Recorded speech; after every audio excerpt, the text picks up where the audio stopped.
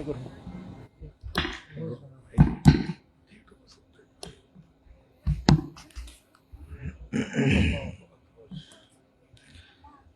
আলাইকুম ওয়া রাহমাতুল্লাহি ওয়া বারাকাতুহু। আলহামদুলিল্লাহ ওয়াসসালাতু ওয়াসসালামু আলা রাসূলিল্লাহ, আম্মা বাদ। আউযু বিল্লাহি মিনাশ শাইতানির রাজীম।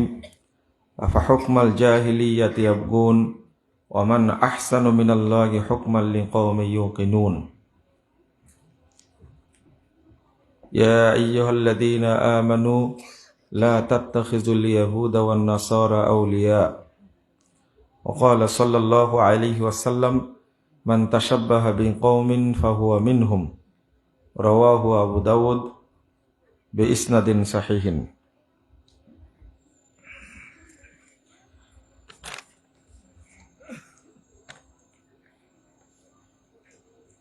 ছোট বৈকুণ্ঠপুর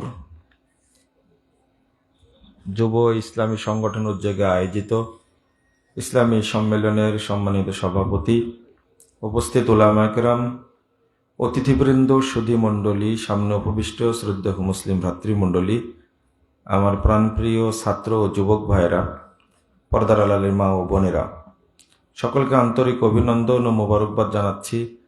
আল্লাহর কাছে দোয়া করছি, আল্লাহ রাব্বুল আলামিন যেন আজকের এই মাহফিলকে কবুল করে নেন। বলেন আমিন। যারা আয়োজন করেছেন আমাদের যুবক ভাইয়েরা এবং আমরা যারা আজকে অংশগ্রহণ করেছি, রব্বুল আলামিন যেন আমাদের সকলকে জান্নাতুল ফেরদাউসের মেহমান হিসাবে কবুল করে নেন। আমিন। আপনারা যারা বাহিরে আছেন বা দোকানে আছেন, তারা প্যান্ডেলে এসে বসে আলোচনা শোনার চেষ্টা করুন, আপনি উপকৃত হবেন ইনশাআল্লাহ।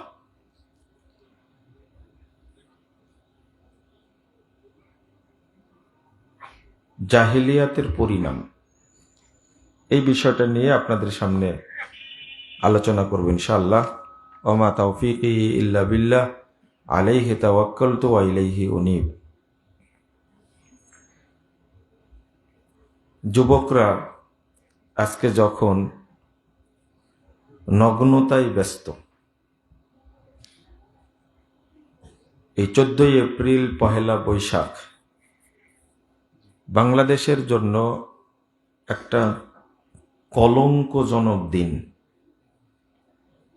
নোংরা অভ্যাসের এই দিনের সূচনা হয়। আল্লাহ যেন মুসলিম উম্মাকে এই দিনের খারাপি থেকে হেফাজত করেন, আমিন।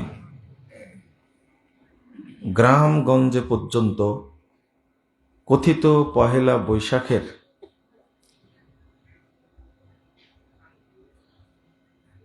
বৈশাখ ছিল বিশাখা, এই দেবতার পূজা, দেবীর পূজা, সেটা বাংলাদেশের মুসলিমরা না বুঝে তারাও মঙ্গল শোভাযাত্রায় বের হয় এবং নিজের ঈমানকে ধ্বংস করে।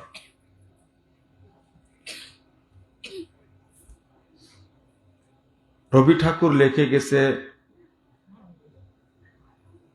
এসো হে বৈশাখ এসো,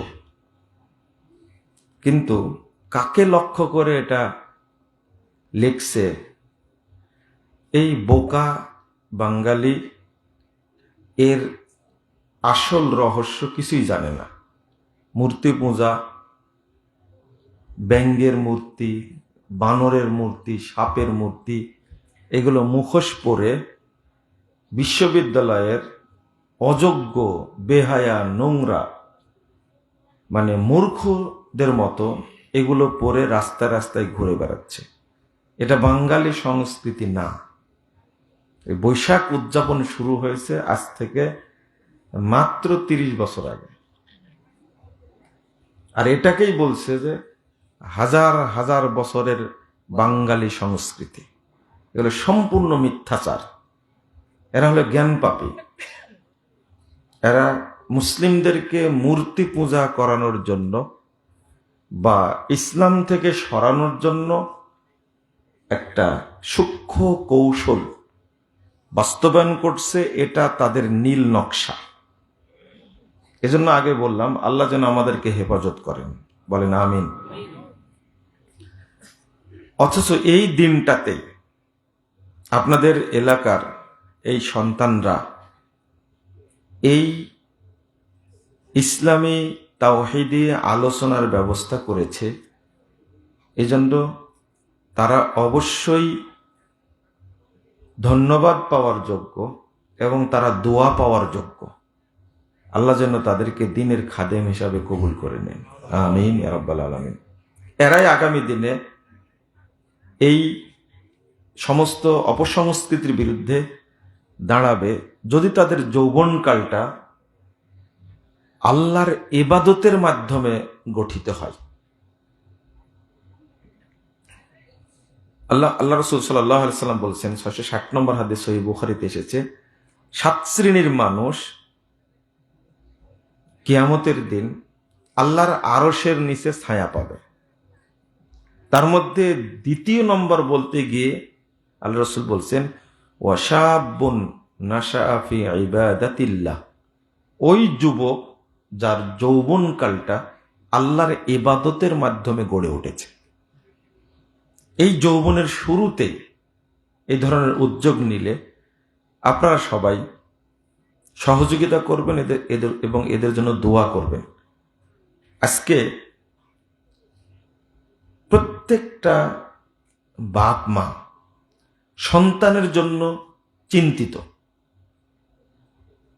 অধিকাংশ সন্তানই মদখোর হচ্ছে, নাহলে সন্ত্রাসী হচ্ছে, চোর হচ্ছে,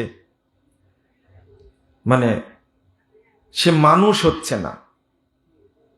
প্রত্যেকে আতঙ্ক থাকে, আতঙ্কে রাত দিন সে কাটায় যে আমার সন্তানটা অবশেষে কি হবে, শিক্ষিত হবে না অশিক্ষিত হবে। আর শিক্ষিত হলেও তো মানুষ হওয়া খুব মুশকিল, মানুষ হবে কিনা। তো আমরা এই তরুণ ভাইদেরকে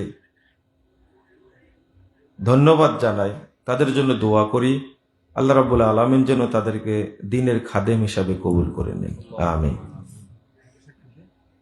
আল্লাহ বলছেন, আফা হুকমাল জাহিলিয়াতি ইয়াবগুন ওয়া মান আহসানু মিনাল্লাহি হুকমান লিকাওমিন ইউকিনুন।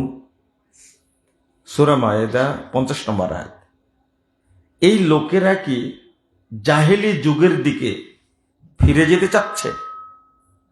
জাহেলি যুগে যে সভ্যতা ছিল, কালচার ছিল, স্বভাব ছিল, ওরা কি সেই যুগে ফিরে যেতে চাচ্ছে? ওমান আহসানু হুকমান লিকাওমিন ইউকিনুন, যারা ঈমানদার, ঈমান এনেছে, তাদের জন্য আল্লাহর বিধানের চেয়ে, আল্লাহর দেওয়া আদর্শের চেয়ে উত্তম আদর্শ আর কি হতে পারে। অর্থাৎ মুমিন ব্যক্তি কখনোই অন্য কোনো জাতি ধর্মের অনুকরণ করতে পারে না, এটা হারাম। এখন 14ই ফেব্রুয়ারি আপনারা বলেন এটা নাকি ভালোবাসা দিবস, কিন্তু আমরা বলি এটা হলো, কি বলবো এটাকে, এটা লুচ্চা দিবস, একটা আস্তাগফিরুল্লাহ, একটা অপবিত্র দিবস। এটা একটা পহেলা বৈশাখ নাকি জাতির জন্য মঙ্গল বয়ে আনে, এই কথা উচ্চারণ করা মাত্রই আপনার ঈমান আমল সবই শেষ। মানে বৈশাখ যদি মঙ্গল দিতে পারে, তাহলে আল্লাহর মর্যাদা কোথায় থাকলো? আল্লাহ ছাড়া কেউ কল্যাণ দিতে পারে? তো বৈশাখ কি করে দিতে পারে? দেশের লাখ লাখ মানুষ খাবার কিনতে পারছে না, না খেয়ে আছে। আর ইলিশ মাছ কেজি হলো 4000-5000 টাকা, বড় মাছ যদি হয় প্রায় 10,000 টাকা কেজি। আর এই বৈশাখ উদযাপনের জন্য, এই তোমরা বসো, এখন কোনো কাজ করা লাগবে না।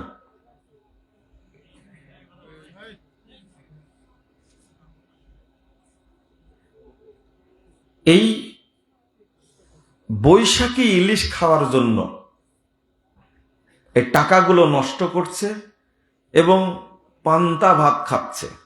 আস্তাগফিরুল্লাহ, আস্তাগফিরুল্লাহ। তারা একটাবার মনে করে না যে আমার বহু ভাই, বহু বোন না খেয়ে আছে, তাদের কাছে খাবার নাই। দ্বিতীয়ত, যারা এই অপসংস্কৃতি, বিধর্মী সংস্কৃতির সাথে জড়িত, তারা তো অটো মুসলিম থেকে খারিজ হয়ে যাচ্ছে। আল্লাহ কি বলছেন? ইয়া আইয়ুহাল্লাযীনা আমানু লা তাত্তাখিযুল ইয়াহুদা ওয়ান নাসারা আউলিয়া বা'দুহুম আউলিয়াউ বা'দ ফামান ইয়াতাওয়াল্লা মিনকুম ফাইন্নাহু মিনহুম। যে ব্যক্তি তোমাদের মধ্যে থেকে অন্য জাতির সাদৃশ্য গ্রহণ করবে, সে সাথে সাথে তাদেরই অন্তর্ভুক্ত হয়ে যাবে। তাহলে এটা যদি হিন্দুয়ানি সংস্কৃতি হয়, আর আপনি যদি এটাকে গুরুত্ব দেন, পালন করেন, পহেলা বৈশাখ মনে করে আপনার ওয়াইফকে নিয়ে বের হলেন বিকালবেলা, যেটা বৈশাখ উদযাপন করি, বলেন তো আপনি মুসলিমদের মধ্যে থাকলেন না বিধর্মী হয়ে গেলেন? আল্লাহ রাসূল বলছেন, 4031 নম্বর হাদিস, আবু দাউদের মধ্যে এসেছে, রাসূল সাল্লাল্লাহু আলাইহি সাল্লাম বলছেন, মান তাশাব্বাহা বিকওমিন ফাহুয়া মিনহুম। যে অন্য জাতির অনুকরণ করবে, অনুসরণ করবে, ফাহুয়া মিনহুম, সে তাদেরই অন্তর্ভুক্ত হয়ে যাবে। যারা বৈশাখের কথা মনে করে উদযাপন করেছেন, এবার আপনারা বলেন তারা কি মুসলিম থাকবে না থাকবে না? মুসলিম থাকবে? এই কথাগুলো আপনাদের বোঝানোর জন্য আল্লাহ বহু জায়গায় বলেছেন, ওয়াদাল্লাহি হক, আল্লাহর ওয়াদা সত্য। আল্লাহ বলছেন, আমরা বলি কি ইন্নাকা লা তুখলিফুল মিয়াদ, আল্লাহ কখনো ওয়াদা ভঙ্গ করেন না। যা বলবেন আল্লাহ তাই ঘটেছে, ঘটছে এবং ভবিষ্যতেও ঘটবে। এতটুকু চেঞ্জ হবে না। আপনি ভাবতে পারেন আসলে কি তাই? আসলেই তাই। কেন বারবার বলছেন ওয়াদাল্লাহি হক, আল্লাহর ওয়াদা, যেটা তিনি বলেছেন সেটা করবেন। একজন ব্যক্তি যখন অন্য জাতির সাদৃশ্য গ্রহণ করল, তো তখন সে তাদের অন্তর্ভুক্ত হয়ে গেল। বললেন কে? আল্লাহ। বললেন কে? রাসূল। তা আল্লাহর কথাও, ফামান ইয়াতাওয়াল্লা মিনকুম ফাইন্নাহু মিনহুম, এটা আল্লাহর কথা। সূরা মায়েদা 51 নম্বর আয়াত। আর 4031 নম্বর হাদিস আবু দাউদের মধ্যে এসেছে, আল্লাহ রাসূল বলছেন, মান তাশাব্বাহা বিকওমিন ফাহুয়া মিনহুম। যে অন্য জাতির সাদৃশ্য অবলম্বন করবে, সে তাদেরই অন্তর্ভুক্ত হয়ে যাবে। ইসলামী কালচার ছাড়া, ইসলামী সংস্কৃতি ছাড়া কোনো মুসলমান অন্য কোনো ধর্মের, অন্য কোনো আদর্শের সংস্কৃতি গ্রহণ করতে পারে না, পারবে না। এটা তার জন্য হারাম, এটা তার জন্য হারাম, এটা তাকে অবশ্যই মনে রাখতে হবে। দ্বিতীয়ত, এই যে জাহেলিয়াতের মধ্যে আপনি পড়ে গেলেন, নোংরামির মধ্যে আধুনিকতা দেখাতে গিয়ে, প্রগতিপনা দেখাতে গিয়ে আপনি এই নোংরা সংস্কৃতির মধ্যে ঢুকে গেলেন। এই জাহেলিয়াতের পরিণামটা কি? আস্তাগফিরুল্লাহ, আস্তাগফিরুল্লাহ, আস্তাগফিরুল্লাহ, নাউযুবিল্লাহ। আজকে মেয়েরা প্রায় উলঙ্গ, এদের লজ্জা নাই, শরম নাই, হায়া নাই। আজকের ছবি দেখবেন পত্রিকায়, রমনা, ঢাকার বটমূলের অবস্থা। এই উলঙ্গ মহিলাদেরকে এই লম্পট লুচ্চা শ্রেণীর খারাপরা, এই সন্ত্রাসী জানোয়াররা কতবার যে ল্যাংটা করলো, কতবার যে এদের অপমান করলো, কতবার এদের উপরে অত্যাচার করলো, কিন্তু এই উলঙ্গ মহিলাদের স্বভাব কি চেঞ্জ হয়েছে? কোনো চেঞ্জ হয়নি, ওই রকমই আছে এদের। তাহলে এই নোংরা মহিলা, এই মেয়েরা কারা? হয় আপনার বোন, না হলে আপনার মেয়ে, অথবা আপনার ওয়াইফ। এটাই তো, হয় আপনার বোন, না হলে আপনার মেয়ে, না হলে আপনার ওয়াইফ। এটা উদযাপন করছে কারা? 31st night. এদেরকে আপনি কি মুসলিম বলবেন? আল্লাহর কথায়, রাসূলের কথায় এরা মুসলিমদের মধ্যে আর থাকে না। এদেরকে তওবা করে নতুন করে আবার আসতে হবে, ইসলামের মধ্যে আসতে হবে, কোনো উপায় নাই। ঢাকা বিশ্ববিদ্যালয় বলেন, রাজশাহী বিশ্ববিদ্যালয় বলেন, প্রত্যেকটা দিবস যেটা পালন হয় বাংলাদেশে, লা হাওলা ওয়ালা কুওয়াতা ইল্লা বিল্লাহ, এগুলো বলার উদ্দেশ্য হলো যে হারাম থেকে যেন আমরা বিরত থাকি। বাংলাদেশে 40টা নারী সংগঠন আছে, 40-এর বেশি। এরা কেউ প্রতিবাদ করেছে কোনোদিন যে বাংলাদেশে প্রায় 27টার বেশি পতিতালয় আছে? এরা কোনোদিন বলেছে পতিতালয় বন্ধ করা হোক? না, কোনোদিন বলেনি এরা। ধর্ষণ হচ্ছে, এই সংগঠনগুলো বলে যে নারী অধিকার নেতারা কথা বলে, একটাও কি বলেছে অমুক জায়গায় ধর্ষণ হচ্ছে, অমুক বিশ্ববিদ্যালয়ে ধর্ষণ হচ্ছে? এরা তো কোনোদিন মিছিল করে না। এদের মূল টার্গেট হলো আমার বোন, আপনার মেয়ে, আমার মেয়ে যারা পর্দা করে, এই সমস্ত জঘন্য উলঙ্গ মহিলাদের টার্গেট হলো আপনার সন্তানকে ওদের দলে অন্তর্ভুক্ত করা, ওকে ওকে উলঙ্গ করা। এই ষড়যন্ত্রে আমি একজন মুসলিম হিসাবে কেন পা দেব? কেন এই সুযোগটা দেব? আল্লাহ বলছেন যারা মুমিন তারা কখনো এই কাজ করবে না। ওমান আহসানু হুকমান লিকওমি ইউকিনুন, অর্থাৎ আল্লাহর বিধানের চেয়ে মুমিনদের কাছে অন্য কারো বিধান উত্তম না। আল্লাহ কি বলেছেন? ওয়াকরনা ফি বুয়ুতিকুন্না ওয়ালা তাবাররাজনা তাবাররুজাল জাহিলিয়াতিল উলা। 1 নম্বর নির্দেশ, সূরা আহজাব 33 নম্বর আয়াত। তোমরা ঘরে অবস্থান করো, তোমরা নিজের শরীরকে ওয়ালা তাবাররাজনা তাবাররুজাল জাহিলিয়াতিল উলা, জাহেলি যুগের মহিলা যেভাবে উলঙ্গ ঘোরাফেরা করত, তোমরা সেভাবে ঘোরাফেরা করো না, উলঙ্গ হইও না। আজকের প্রেক্ষাপটটা ঠিক ওই রকমই। চলেন আমি কয়েকটা হাদিস এখানে অনুবাদ করব, আপনারা শুনবেন মনোযোগ দিয়ে। 4টা হাদিস বলবো, অন্যদিকে মনোযোগ দেবেন না। বাদাম খাচ্ছে কি এখানে? বাদাম খাওয়া যাবে না, দয়া করে বন্ধ করেন। এইটা কয়েলটা একটু সরাতে হবে। আল্লাহ রাসূল সাল্লাল্লাহু আলাইহি সাল্লাম বলছেন, 6882 নম্বর হাদিস, সহিহ বুখারীর মধ্যে এসেছে, আবগাযুন নাস ইলাল্লাহি সালাসা, 3 শ্রেণীর মানুষের উপরে আল্লাহ রাগান্বিত থাকেন। 3 শ্রেণীর মানুষ আল্লাহর কাছে খুবই নিকৃষ্ট, জঘন্য জাত, খুবই খারাপ। 24 ঘন্টা আল্লাহ তাদের উপরে গজব নাজিল করেন। আবগাযুন নাস ইলাল্লাহি সালাসা, সবচেয়ে বেশি লানত হয়, সবচেয়ে বেশি গজব হয় 3 শ্রেণীর মানুষের উপরে। তার মধ্যে 1 শ্রেণী হলো মুবতাগিন ফিল ইসলামি সুন্নাতাল জাহেলিয়া, ইসলামী সমাজে, ইসলামের মধ্যে জাহেলি বর্বর নোংরা যুগের সংস্কৃতি চালু করা। এই কাজ যে করে ওই ব্যক্তির উপরে আল্লাহ গজব নাজিল করেন, আল্লাহ লানত করেন। ওই ব্যক্তি আল্লাহর কাছে নিকৃষ্ট। মনে করেন এই এলাকায় 1 বৈশাখ, 14 ফেব্রুয়ারি, 31st নাইট, এইগুলোর কোনো নিয়ম ছিল না, কালচার ছিল না, কিন্তু যারা চালু করলো এরা অভিশপ্ত। এই অভিশাপ পড়ে সরাসরি আল্লাহ। আস্তাগফিরুল্লাহ, নাউযুবিল্লাহ, আস্তাগফিরুল্লাহ। আল্লাহ অভিশাপ দেন।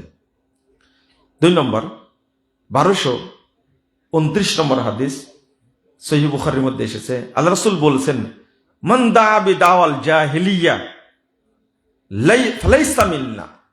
যে ব্যক্তি জাহেলিয়াতের কোন সংস্কৃতির সাথে জড়িত হলো, ওই ব্যক্তি আমার উম্মত থেকে বেরিয়ে গেল, সে আমার উম্মত না। এখন জাহেলি সংস্কৃতি কি কি? মনে করেন বেহায়াপুনা, এটা কি জাহেলিয়াত না? 1। 2 নম্বর মূর্তি পূজা, এটা কি জাহেলিয়াত না? জাহেলি যুগের না এটা, মূর্তি পূজা। 3 নম্বর গান বাজনা, এটা কি জাহেলিয়াত না? সুদ খাওয়া, এটা কি জাহেলিয়াত না? জেনা করা, এটা কি জাহেলি যুগের রীতি না? আমি যেগুলো বলছি, হারাম খাওয়া, মদ খাওয়া, গাঁজা খাওয়া, এইগুলো জাহেলি যুগের অভ্যাস। আপনি যে কোনো একটার সাথে যদি জড়িত হন, আল্লাহ রাসূল বলছেন ও আমার উম্মত বলে দাবি করতে পারবেন না, প্রশ্নই আসে না। উম্মত বলে আমি আপনি দাবি করতে পারবো না জাহেলি যুগের কোনো একটা অংশের সাথে যদি আমি জড়িত হই। আজকে প্রত্যেকটা বাড়িতে বাড়িতে দেখবেন ডিশ লাইন আছে, প্রত্যেক বাড়িতে। কি দেখে তার মধ্যে? আপনি নিঃসন্দেহে ডিশ লাইন নেওয়ার উদ্দেশ্যই হলো এই উলঙ্গ, নোংরা, অপবিত্র মহিলার ছবি দেখা। হয় সিনেমা দেখবেন আপনি, না হলে উলঙ্গ নাটক দেখবেন আপনি, আর কি দেখবেন?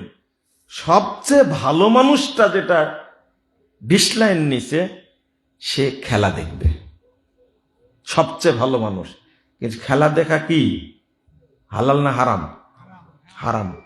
মনে করেন 5 মিনিট টাইম আছে, এই 5 মিনিটের মধ্যে খেলাটা শেষ হবে, কিন্তু এখনো গোল হয়নি।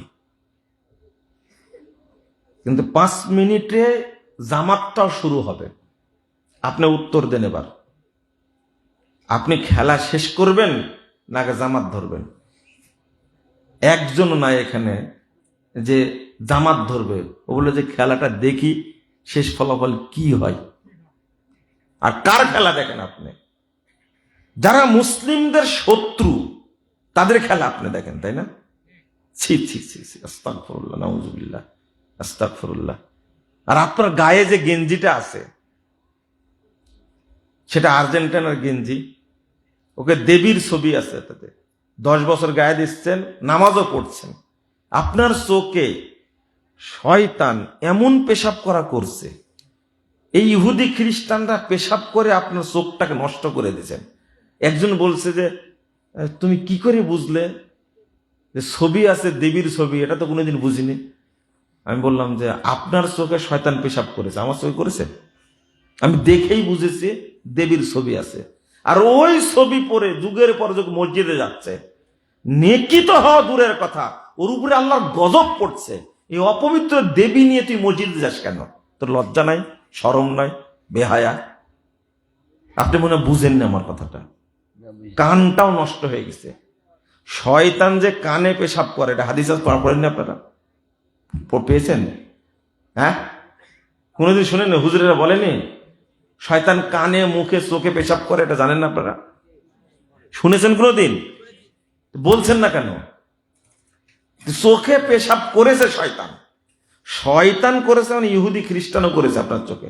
তা আপনার চোখে পড়লো না কেন? ওই গেঞ্জি পরে আপনি নামাজ পড়েন, আর এক দলের কি নাম যেন, ওর একটা প্রাণীর ছবি আছে, আপনার চোখে পড়েন। এই সমস্ত মুসলিম যুবকদেরকে কি করার দরকার? ওকে জমজমের পানি দিয়ে গোসল করানো পবিত্র হবে না, ওর মনটা এত খারাপ। আল্লাহ যেন এদেরকে হেদায়েত দান করেন, বলেন আমিন, বলেন। আপনাদের কিভাবে বুঝাবো যে খেলা দেখার জন্য টিভিটা নিলেন, আপনি ডিশ লাইন নিলেন, এই খেলা দেখা জায়েজ কিনা সেটা বলেন তো দেখি। এই খেলা দেখা জায়েজ? হারাম, হারাম হারাম। আমি আপনাকে বুঝাই দিই, খেলা শুরু হয় কয়টায়? রাত 1:30টায়, তাই না? রাত 1:30টায় শেষ হবে 3টা-4টার দিকে, তাই না? আপনি বলেন তো যে আল্লাহর ইবাদত করার জন্য আপনি কোনোদিন রাত 1টা-2টা পর্যন্ত জেগে থাকছেন? না। কেন জেগে থাকছেন এখন? খেলা দেখার জন্য, তাই না? এটা হালাল না হারাম? খুব সুন্দর করে বলছেন হারাম। সুদ খাওয়া কি? কিন্তু খান তো সবাই, তাই না? এই হাদিস অনুবাদ করলে নাউজুবিল্লাহ বলবেন। আমি নাউজুবিল্লাহ বললে বলে এরা সব মুনাফিক। এরা কি? মুনাফিক। আল্লাহ রাসূল কি বলছেন? আর রিবা সাবুনা জুজা। সুদের পাপ হলো, এর ভাগ হলো 70টা। সাবউনা জুজা, 70 রকমের পাপ হয়। আইসারুহা আইয়ান কি হার রজুলু উম্মা। সবচেয়ে ছোট ভাগটা হলো ও যেন তার মায়ের সাথে জেনা করছে। এখন জেনা করছে যতদিন, নাউজুবিল্লাহ বললেন কেন? এই যে এখনই বলুন নাউজুবিল্লাহ। আমি কিন্তু নাউজুবিল্লাহ বলতে বলেছি? নাউজুবিল্লাহ বলার দরকার নাই, আপনি সুদ ছাড়েন তাহলে হবে, তাই না? উদ্দেশ্যটা এটা, সুদ ছাড়তে হবে, এটা হলো দাবি। নাউজুবিল্লাহ বলে শেষ করে দিলেন আপনি, এটা তো হলো না। আস্তাগফিরুল্লাহ, আস্তাগফিরুল্লাহ। মায়ের সাথে জেনা করতেই থাকবে যতদিন সে সুদ না ছাড়বে। সুজা কথা। এখানে এমন একটা শব্দ ব্যবহার করেছেন, এই শব্দটা এই এই এই শব্দটা ইয়ানকিহু শব্দের মধ্যে 2টা কাল আছে। একটা হলো বর্তমান কাল আর একটা হলো ভবিষ্যৎকাল। ইংরেজিতে কি বলে? কি? প্রেজেন্ট টেন্স আর ফিউচার টেন্স। এইগুলো বুঝেন, আরবি না বুঝলে এটা ঠিকই বুঝেন। এই 2টা কাল এর মধ্যে আছে। অর্থাৎ যেদিন থেকে সুদ খাওয়া শুরু করেছে ওই দিন থেকে জেনাও শুরু হয়েছে। যতদিন খাবে ততদিন জেনা করতেই থাকবে। এই বুঝটা মানুষ কোন দিন বুঝবে? এই তোমার মাইক ঠিক করো।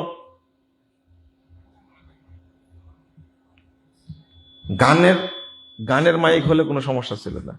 কেন ঠিক করে দেন গানের মাইক? যারা গান করে, বুঝছেন, তারাই ডিস্টার্ব করলে তো সাথে সাথে মারিয়ে দিবে, তাই না? একটুকু দেরি করবে না, একবার পরিষ্কার। আর যারা প্রোগ্রাম করে তারা তো ভদ্র মানুষ হয়, এরা তো মাইক ঠসা হলে সমস্যা নাই। না আপনারা ওরকম মাইক নিয়ে আসেন, বলেন তো দেখি। কয়েকটা প্রোগ্রাম করেছে রমাদানের আগে, সব জায়গায় সমস্যা। দেখ, আপনার এলাকা ভালো মানুষ, বুঝতে পারছি, ভালোই বললাম, খারাপ বলিনি। মাইক ঠিক করলে হবে। কানে লাগছে। আমি হাদিস অনুবাদ করতেছিলাম কয়টা? 4টা। কয়টা করেছি? কয়টা? একটা করেছি?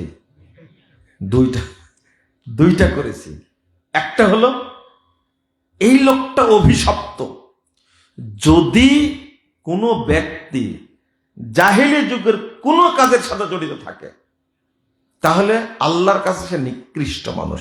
আল্লাহ তার উপরে লানত করে, আল্লাহ তার উপরে অভিশাপ দেয়। 2 নম্বর, সে নবীর উম্মত হিসেবে দাবি করতে পারে না। 3 নম্বর হাদিসটা হলো 17,458 নম্বর হাদিস। রাসূল সাল্লাল্লাহু আলাইহি ওয়াসাল্লাম বলছেন, মুসনাদ আহমদের মধ্যে এসেছে। হাদিসটা খুব ভালো করে শুনেন। আল্লাহ রাসূল বলছেন, মান দাআ বিদাওয়াল জাহেলিয়া ফাহুয়া মিন জুসাব জাহান্নাম। যে ব্যক্তি জাহেলি কোনো কাজের সাথে, জাহেলি যুগের কোনো কাজের সাথে জড়িত হবে এবং সমাজে ছড়িয়ে দিবে, সেটা মদ খাওয়া হোক, হারাম খাওয়া হোক, মদ, গাঁজা, সোয়ানি, ফেন্সিডিল, ইয়াবা, বিড়ি, সিগারেট, তামাক, জর্দা, গুল, আলাপাতা, আরো যত আছে, যদি এর মধ্যে জড়িত হয় অথবা বেহায়া হয়, বেপর্দা হয়, অথবা সুদখোর হয়, অথবা জেনাকারী হয়, অথবা মূর্তি পূজারী হয়, আল্লাহ রাসূল বলছেন ফাহমিন জুসা জাহান্নাম, সে জাহান্নামের খড়ি হবে। কেউ জাহান্নামে এমনি পুড়বে, আর কাউকে দিয়ে পোড়ানো হবে। কথা কি বুঝতে পারছেন? যে এমনি পুড়বে আর যদি কাউকে দিয়ে পোড়ানো হয়, দুইটা কি একরকম না, ওকে বেশি জ্বলতে হবে। তাহলে রাসূল বলতেন ফাহমিন জুসা জাহান্নাম, ওই ব্যক্তি জাহান্নামের খড়ি। খড়ি বুঝেন না, লাকড়ি বুঝেন আপনারা? হ্যাঁ, খড়ি দুইটাই বুঝেন। জাহান্নামের খড়ি হবে, তাকে দিয়ে জাহান্নাম উত্তপ্ত করানো হবে, জাহান্নামকে পোড়ানো হবে। আল্লাহ রাসূলকে জিজ্ঞেস করলেন ওয়াইন সাল্লাহ ওয়াসামা, আল্লাহ রাসূল বলেন কি, যদি নামাজ পড়ে, যদি রোজা করে তাও? আবার বুঝেন ভালো করে। আল্লাহ রাসূল যখন বললেন যারা জাহেলি কোনো সভ্যতার সাথে, কালচারের সাথে জড়িত হবে, ফাহমিন জুসা জাহান্নাম, সে ব্যক্তি জাহান্নামের খড়ি হবে, ওকে দিয়ে জাহান্নামকে জ্বালানো হবে।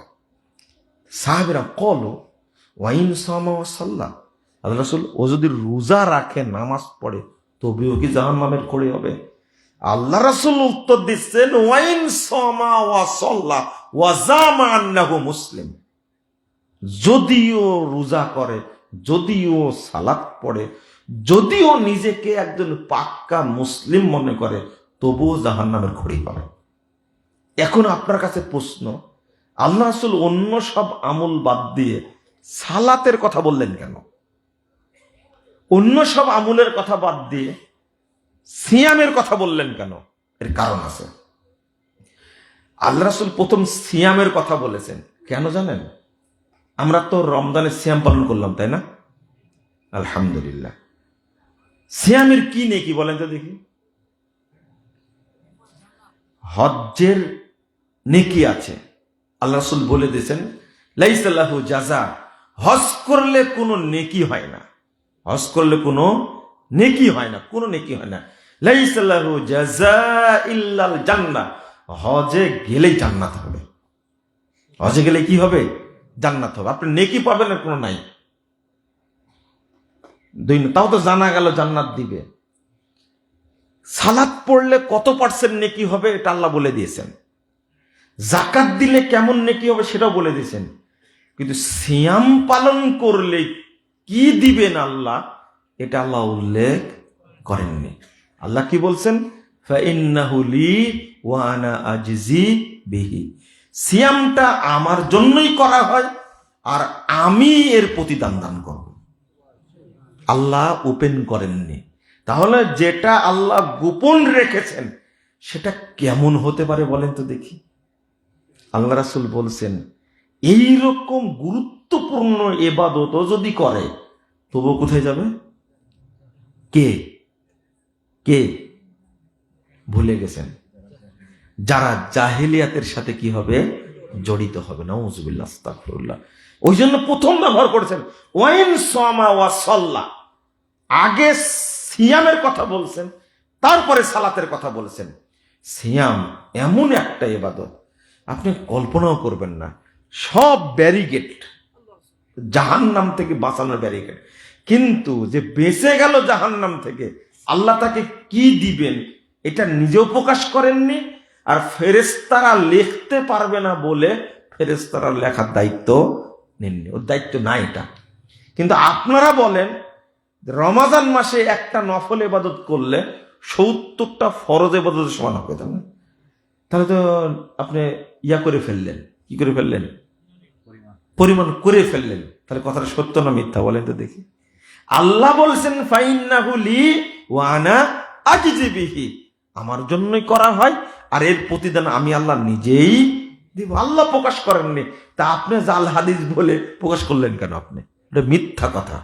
রমাজানে যদি একবার আস্তাগফিরুল্লাহ পড়েন, রমাজানের বাহিরে যদি 1000 কোটি বার আস্তাগফিরুল্লাহ পড়েন, তবু ওই একবারের সমান হবে না। এর নাম রমাদান। যারা মিস করেছেন তারা মিস করেছেন, তারা হতভাগা, তারা অভিশপ্ত, তারা লাঞ্ছিত, তারা অপমানিত।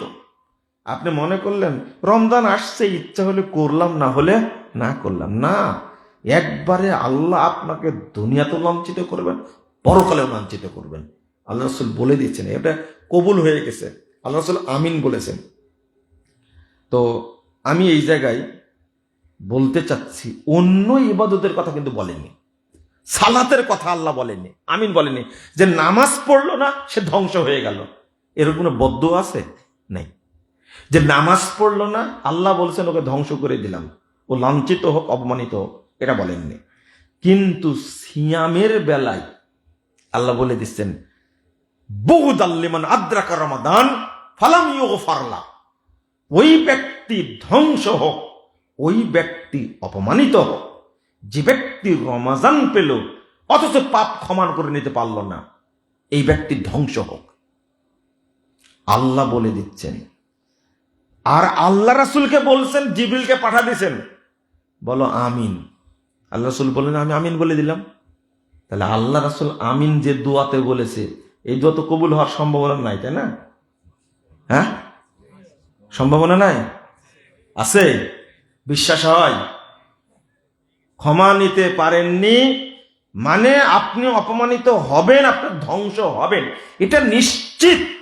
এটা আল্লাহর পক্ষ থেকে জিবরিল আমিন এসে বলছেন যখনই মেম্বারে উঠেছেন। ৭,২৫৬ নম্বর হাদিস মুস্তাদরাক হাকিমের মধ্যে এসেছে। বলছেন যখনই উঠছে তখনই বলেন, বুগদাল লিমান আদ্রাকা রমাদান ফালাম ইউগফার লাহ। ওই ব্যক্তি ধ্বংস হোক যে ব্যক্তি রমাদান পেয়েছে, পাপ ক্ষমা করে নিতে পারেন। আপনি বলেন আমিন। আল্লাহ রাসূল বললেন আমিন, মানে কবুল হয়ে গেছে। রগিমান মান আদ্রাকা রমাদান ফালাম ইউগফার লাহ।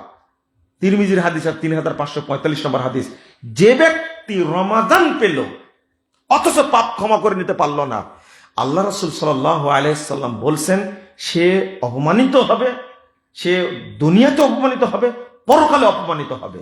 আমি সিয়ামের কথা বলছি, বুঝেননি মনে হয় আপনি। আবারও শোনেন, ১৫৬৮ নম্বর হাদিস মুস্তাদরাক হাকিমের মধ্যে এসেছে। আল্লাহ রাসূল বলছেন যে আতানি রাজুলান, দুইজন ব্যক্তি আমার কাছে আসলেন। আসার পরে আমাকে নিয়ে গেলেন একটা পাহাড়ের কাছে। ফাইদা কুনতু সাওয়াল জাবাল। আল্লাহ রাসূল বলছেন আমাকে নিয়ে যে পাহাড়ের কাছে নিয়ে যে বলছেন ইসআদ, উঠেন আপনি। তো আমি বললাম লা লা উতিকুহু, আমি তো উঠতে পারবো না, এত উঁচু পাহাড়ের মতো উঠবো কি করে? তারা বলছে তখন ইন্না নুসাইহিলু লাক, ঠিক আছে আমরা সহযোগিতা করছি, আপনি উঠেন। আল্লাহ রাসূল বললেন ফাসাইতু, আমি উপরে উঠলাম, বিশাল পাহাড়ের উপরে উঠে গেলাম।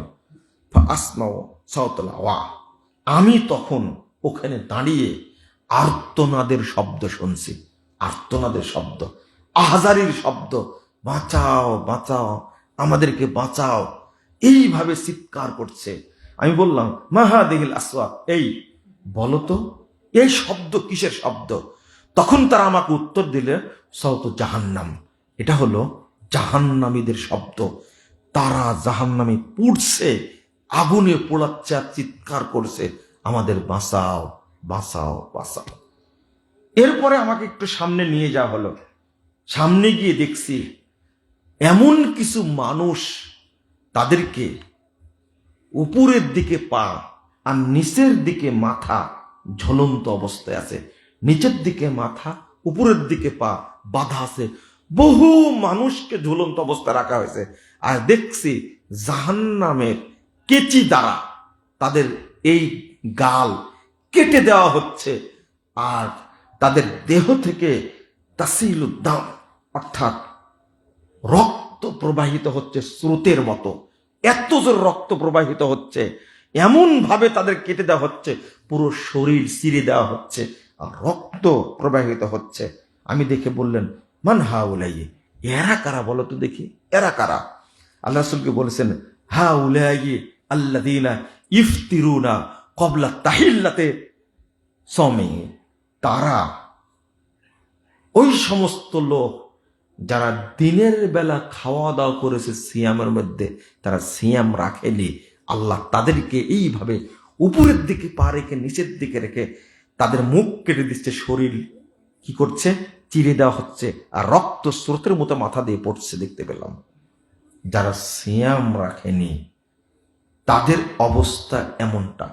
অতঃপর আমাকে আরেকটু সামনে নিয়ে গেল, আমি এই সময় দেখলাম, নাউজুবিল্লাহ আস্তাগফিরুল্লাহ, এত সব উলঙ্গ মহিলা, এই সমস্ত মহিলার স্তন জাহান্নামের সাপে কামড়াচ্ছে, সবল মারছে আর কামড়াচ্ছে।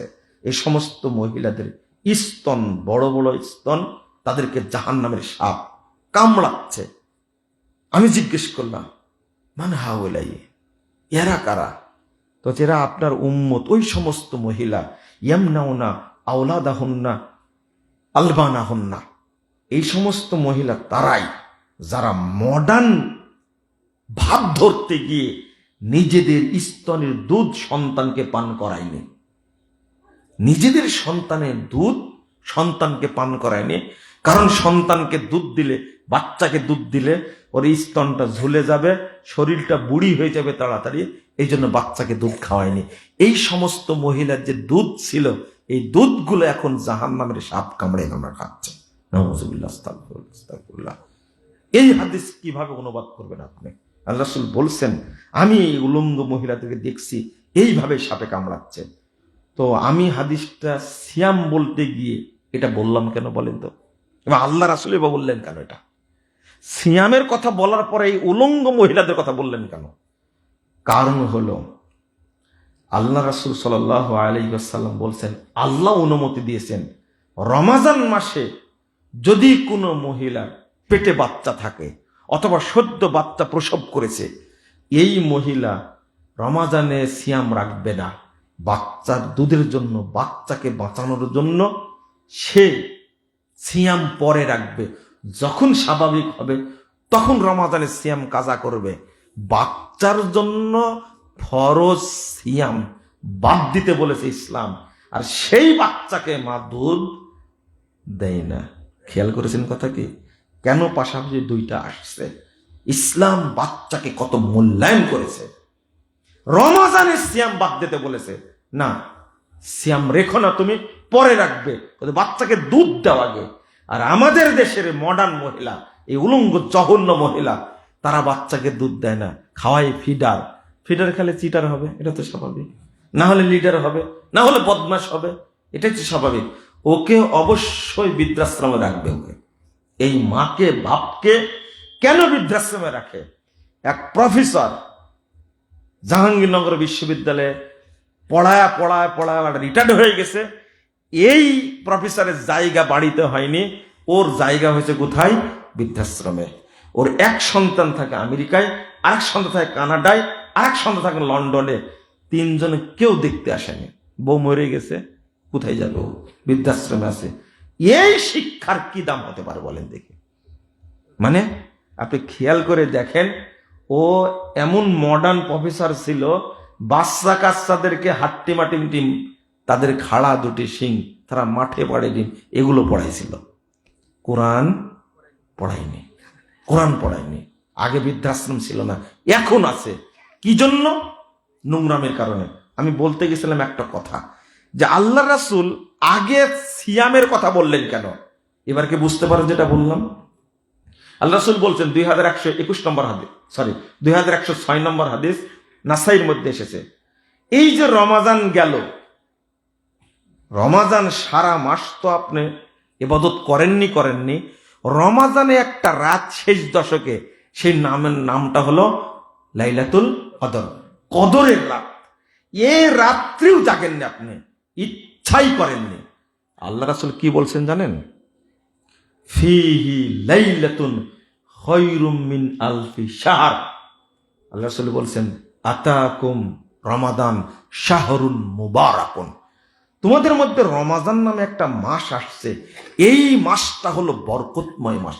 এতটাই বরকত নাজিল হয়, কথাই বরকত হয়, কাজে বরকত হয়, ইবাদতে বরকত হয়, সুবহানাল্লাহ বরকত হয়, দুয়াই বরকত হয়। আপনি যদি রমাজান মাসে একবার বলেন রব্বির হামহুমা কামা রব্বায়ানি সাগীরা, তাহলে এর বরকত হবে আপনার মৃত্যু পর্যন্ত। এর নাম হলো রমাজানে দোয়া করা। বুঝেননি মনে কথাটা? আপনি যদি বলেন রব্বানা আতিনা ফিদ দুনিয়া হাসানা ওয়া ফিল আখিরাতি হাসানা ওয়া কিনা আযাবান নার, এই দোয়া যদি কেউ রমাজানে একবার পড়ে, হাদিস প্রমাণ করে ও মরা পর্যন্ত এই দুয়ার বরকত সে পেতে থাকবে। এর নাম হলো রমাজান। আল্লাহ রাসূল বলছেন ফীহি লাইলাতুন খায়রুম মিন আলফি শাহর। তোমরা শোনো, এই মাসে একটা রাত আছে হাজার হাজার মাস ইবাদত করার অপেক্ষাও। হাজার হাজার মাস বললাম, খেয়াল করেছেন ভাষাটা? হাজার হাজার মাস। আমরা হাজার মাসের গণনা করতে গিয়ে কয় বছর বানাইছি? এটা কিন্তু হাজার মাস না, অনুবাদ হবে কি হাজার হাজার মাস অপেক্ষা। তো আল্লাহ রাসূল বলছেন মান হুরিমা খায়রাহু ফাকাদ হুরিম। যে ব্যক্তিকে এই রাতের কল্যাণ থেকে, এই মাসের কল্যাণ থেকে বঞ্চিত করা হলো, তাকে যাবতীয় কল্যাণ থেকে বঞ্চিত করা হলো। বুঝেন না মনে হয় কথাটা?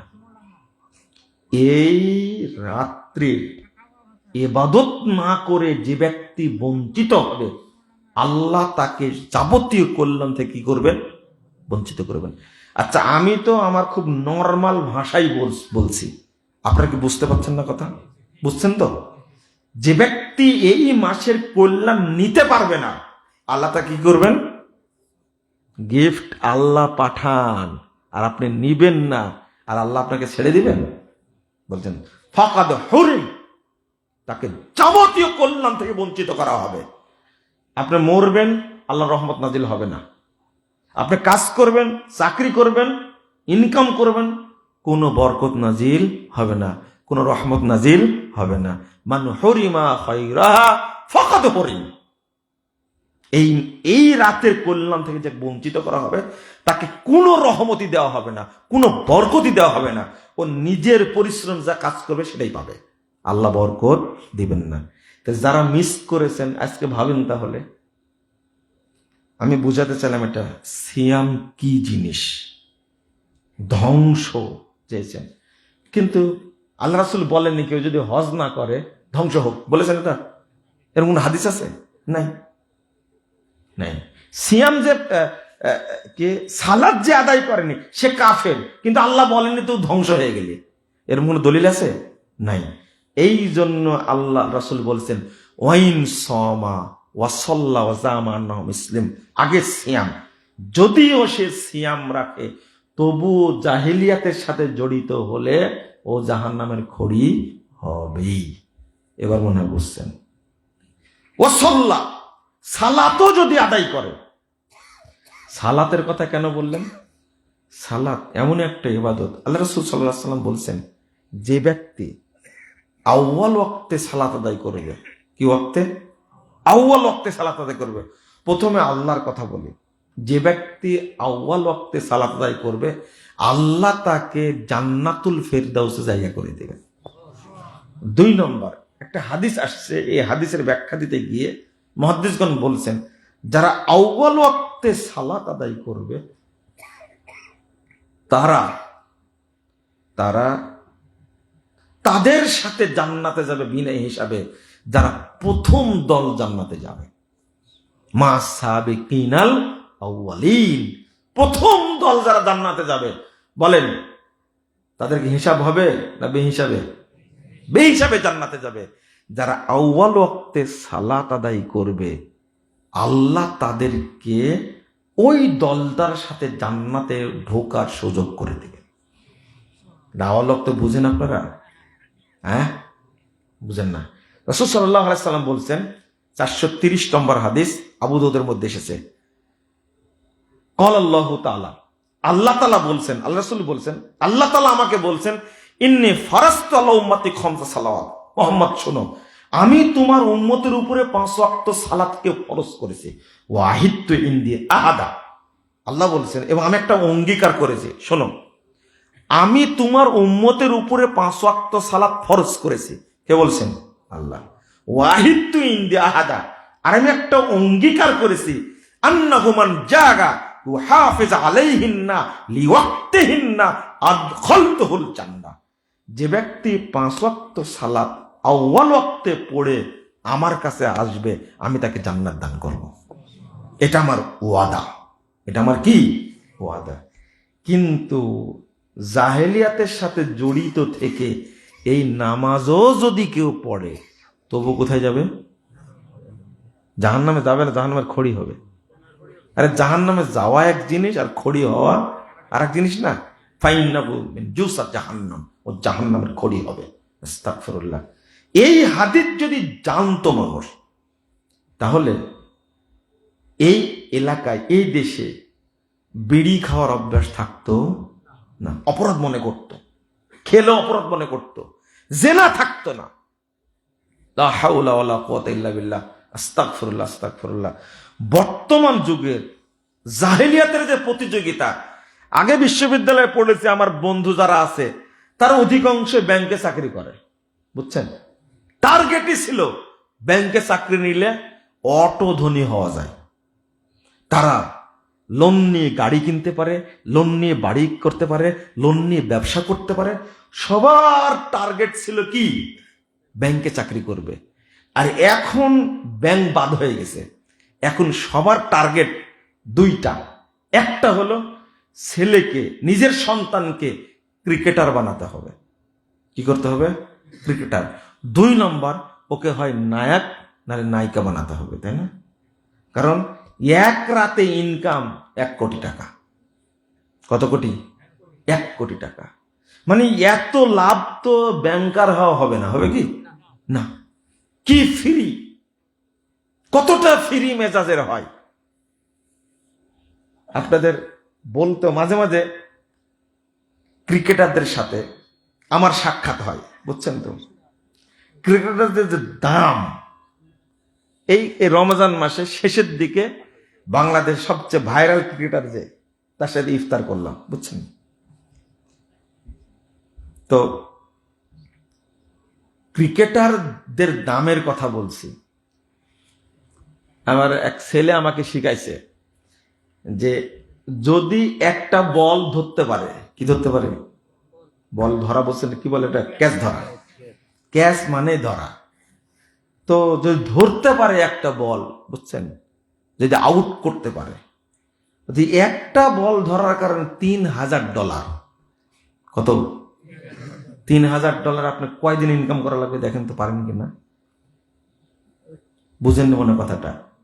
তা আপনি কে ব্যাংকে চাকরি করতে যাবে? ব্যাংকে চাকরি করতে কে যাবে? সবার টার্গেট ক্রিকেটার হবে, অথবা নাট্যকার হবে, নাটক করবে, সিনেমা করবে। তাহলে তারা কোটি কোটি টাকা অর্জন করতে পারবে না। নাউযুবিল্লাহ, আস্তাগফিরুল্লাহ। সবার প্রতিযোগিতা এটা। আল্লাহ রাসূল সাল্লাল্লাহু আলাইহি ওয়াসাল্লাম বলছেন যে লা তাশতারু কায়নাত লা তাবিউহুন্না ওয়ালা তাশতারুল কায়নাত। যারা নর্তকী, গান করে, তোমরা তাদেরকে কিনো না, বেচেও না। লা খায়রা ফি তিজারাতিন ওয়াসামানাহুন্না হারাম। এই ব্যবসায় কোনো কল্যাণ নেই। এই ব্যবসাটা কি? হারাম, হারাম। যারা উপন্যাসের ব্যবসা করে তাদের সবকিছুই হারাম। যারা নাটক সিনেমা করে তাদের সবকিছুই হারাম। আল্লাহ রাসূল বলছেন ইলআনুহুন্না ফাইন্নাহুন্না মা'লুনা। এদের প্রতি তোমরা অভিশাপ দাও, কারণ তারা অভিশপ্ত। এদের উপরে আল্লাহর অভিশাপ, ফালানাতুল্লাহি ওয়াল মালাইকাতি ওয়ান নাসি আজমাইন। এদের উপরে আল্লাহর অভিশাপ, এদের উপরে সমস্ত ফেরেশতার অভিশাপ, এদের উপরে যত নেক বান্দা তাদের সবার অভিশাপ। এক রাতে 1 কোটি টাকা কামাই করছে, কিন্তু এখন টাকা নাই কেন? এখন কোথায় বসবাস করছে? পতিতালয়ে, তাই না? চেহারা বিক্রি করে, চামড়া বিক্রি করে এই দেশের হাজার হাজার তরুণ তরুণীকে নষ্ট করেছে, করেনি? নাটক করে। আস্তাগফিরুল্লাহ। যারা আজকে চেহারা দেখাচ্ছে, নোংরামি করে দেশটাকে নষ্ট করছে, এদের উপরে আল্লাহর অভিশাপ, এদের উপরে ফেরেশতাদের অভিশাপ, সমস্ত নেক বান্দার অভিশাপ। নোংরা ছবি দেখে একজন পরহেজগার বলে নাউযুবিল্লাহ, আস্তাগফিরুল্লাহ, আস্তাগফিরুল্লাহ, আমাকে বাঁচাও। এটা কি অভিশাপ না তার জন্য? আগে দোয়া করতাম, এই উলঙ্গ জগতের জন্য দোয়া করতাম, আল্লাহ হেদায়েত দান করো। যেদিন থেকে মুসনাদ আহমদের 7372 নম্বর হাদিস, এই হাদিসটা যেদিন পেয়েছি, ওই দিন থেকে আর দোয়া করি না। এদিন থেকে শুধু অভিশাপ দেই, আল্লাহ তুমি এদেরকে ধ্বংস করো। বলে আমিন বলেন তো দেখি। না আপনারা এদের মধ্যে আছেন? আস্তাগফিরুল্লাহ। আল্লাহর রাসূলের নির্দেশ ইলআনুহুন্না ফাইন্নাহুন্না মালুনা।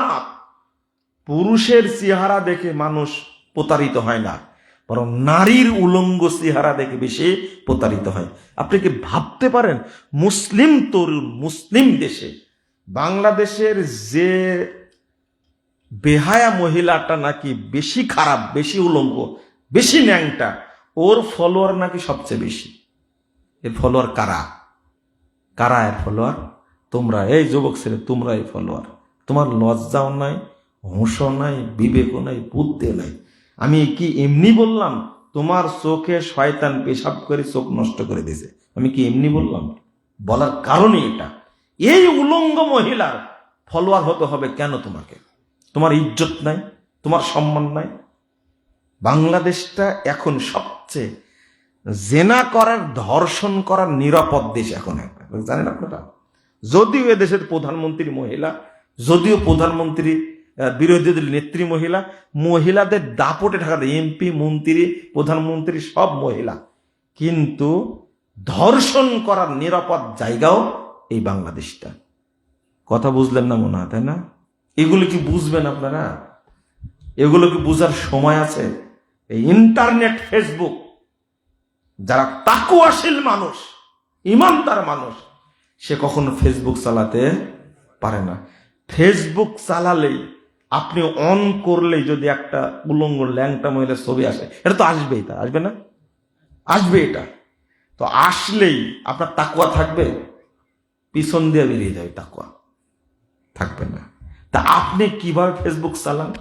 বাংলাদেশের সবচেয়ে বৃদ্ধ মানুষ যেটা, ও চোখে দেখে না, ও ফেসবুক চালায়, চোখে দেখে না। যে বুড়ি বিছানা থেকে উঠতে পারে না, ও সারাদিন টিভি দেখে, না হলে ফেসবুক দেখে বসে বসে। কি দেখে? ও কি বক্তব্য শোনে? আপনারা নাকি আমাদের বক্তব্য শোনেন, আমি মনে করি মিথ্যা কথা।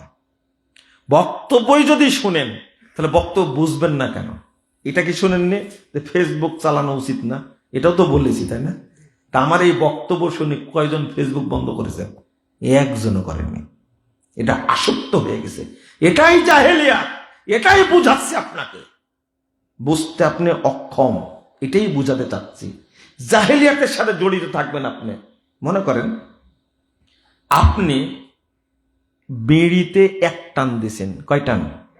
মাত্র এক টান। কয় টান? এক টান। এক টান দেওয়ার পরে যদি আপনি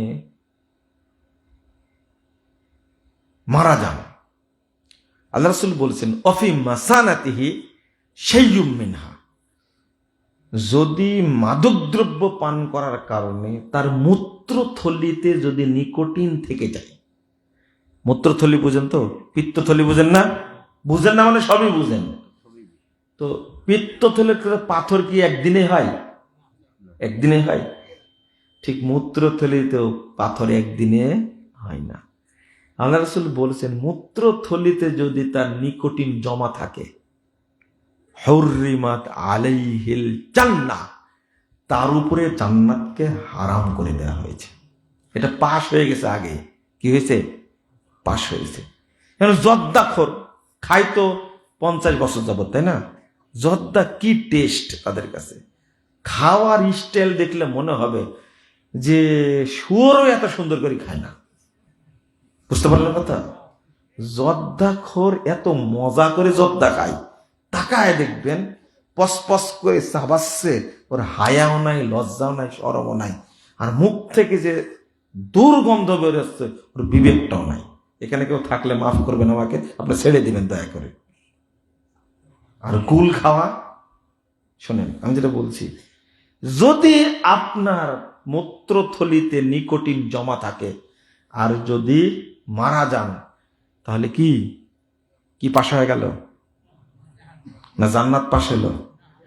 ভুল বুঝবেন না কিন্তু। হুররিমাত আলাইহিল জান্নাহ, তার উপরে জান্নাত হারাম হয়ে গেল, মানে কি পাশ হয়ে গেছে?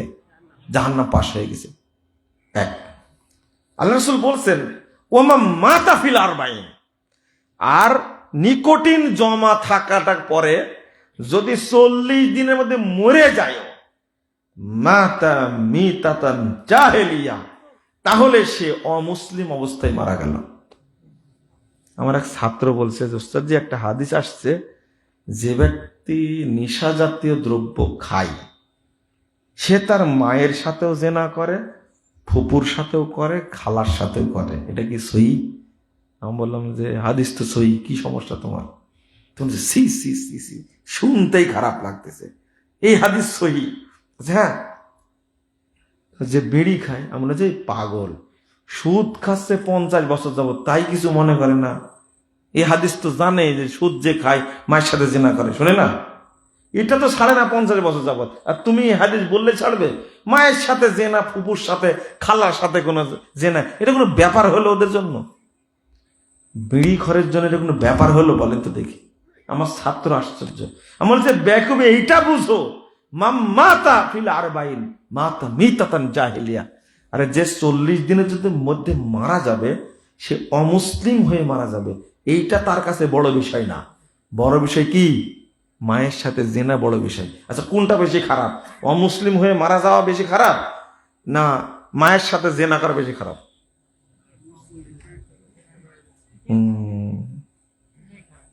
দুইটাই খারাপ। ভালো, বেশি কোনটা খারাপ? আচ্ছা, মায়ের সাথে জেনা করেছে মনে সন্তান, ও অনুবাদ করতে খারাপ লাগছে আপনাদের, তাই না? শুনতে খারাপ লাগছে? ও যারা খায়, ছি, বিড়ি শুধু খায় না, বিড়ির পাশাটুকু খায়, তখন লজ্জা লাগে না কথা শুনতে? আমাকে এক চেয়ারম্যান বলছে, হাদিসটা এইভাবে অনুবাদ না করে একটু অন্যভাবে করা যায় না? তুমি উল্টা পাল্টা বিড়ি খাও, তাতে সমস্যা নাই, আমার হাদিস অনুবাদটা উল্টা করে করতে হবে? হাদিস এইভাবে আসছে, অনুবাদ করলে সমস্যা? বুঝেন মনে কথাটা? অনুবাদ শুনে খারাপ লাগছে, কিন্তু হারাম খোরের বিড়ি, সিগারেট, তামাক, জর্দা, গুল, আলাপাতা, মদ, গাঁজা, সোয়ানি, এ আবার খেতে সমস্যা, লজ্জা করে না, সমস্যা হয় না। বুঝতে পারছেন আপনারা? মনে হয় বুঝলেন না। খান, খেতে থাকেন, ইনশাল্লাহ আল্লাহ আপনাকে কিয়ামতের মাঠে আপ্যায়ন করা ছাড়বে। 2002 নম্বর হাদিস সহিহ মুসলিমের মধ্যে এসেছে, আল্লাহ রাসূল সাল্লাল্লাহু আলাইহি ওয়াসাল্লাম বলছেন, আপনারা কি বিরক্ত হচ্ছেন? এই শেষ করে দেব, অল্প একটু টাইমে শেষ করে দেব। রাসূল সাল্লাল্লাহু আলাইহি ওয়াসাল্লাম বলছেন, দেখেন, ইন্নাল্লাহ আযজা ওয়া জাল, আল্লাহ রাসূল বলেছেন, কুল্লু মুসকিরিন হারাম, যত নিশা জাতীয় দ্রব্য আছে সব কি হারাম। ইন্নাল্লাহ আযজা ওয়া জাল্লা আহিদা, আল্লাহ রাব্বুল আলামিন ওয়াদা করেছেন, অঙ্গীকার করেছেন। ওই যে বললাম না, আল্লাহর অঙ্গীকার কখনো ভঙ্গ হবে? কখনো হবে না।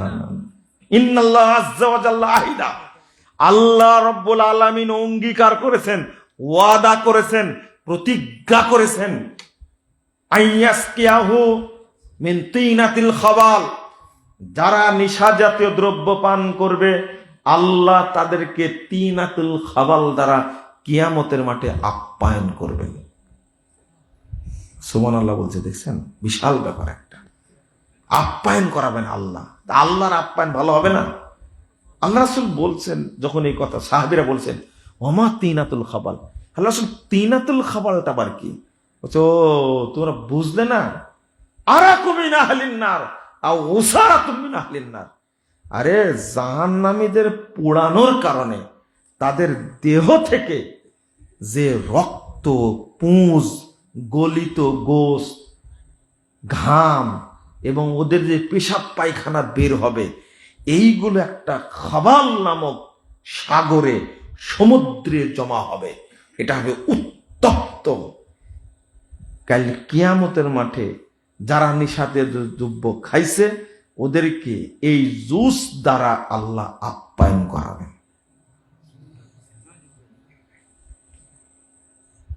কি বললেন? সুবহানাল্লাহ বললেন, তাই না? আস্তাগফিরুল্লাহ। এই হাদিস অনুবাদ করাটা খারাপ লাগে, তাই না? আপনি বলবেন যে জুস অনুবাদ করলেন কেন, তাই না? জুস বললেন কেন, তাই বলবেন তো?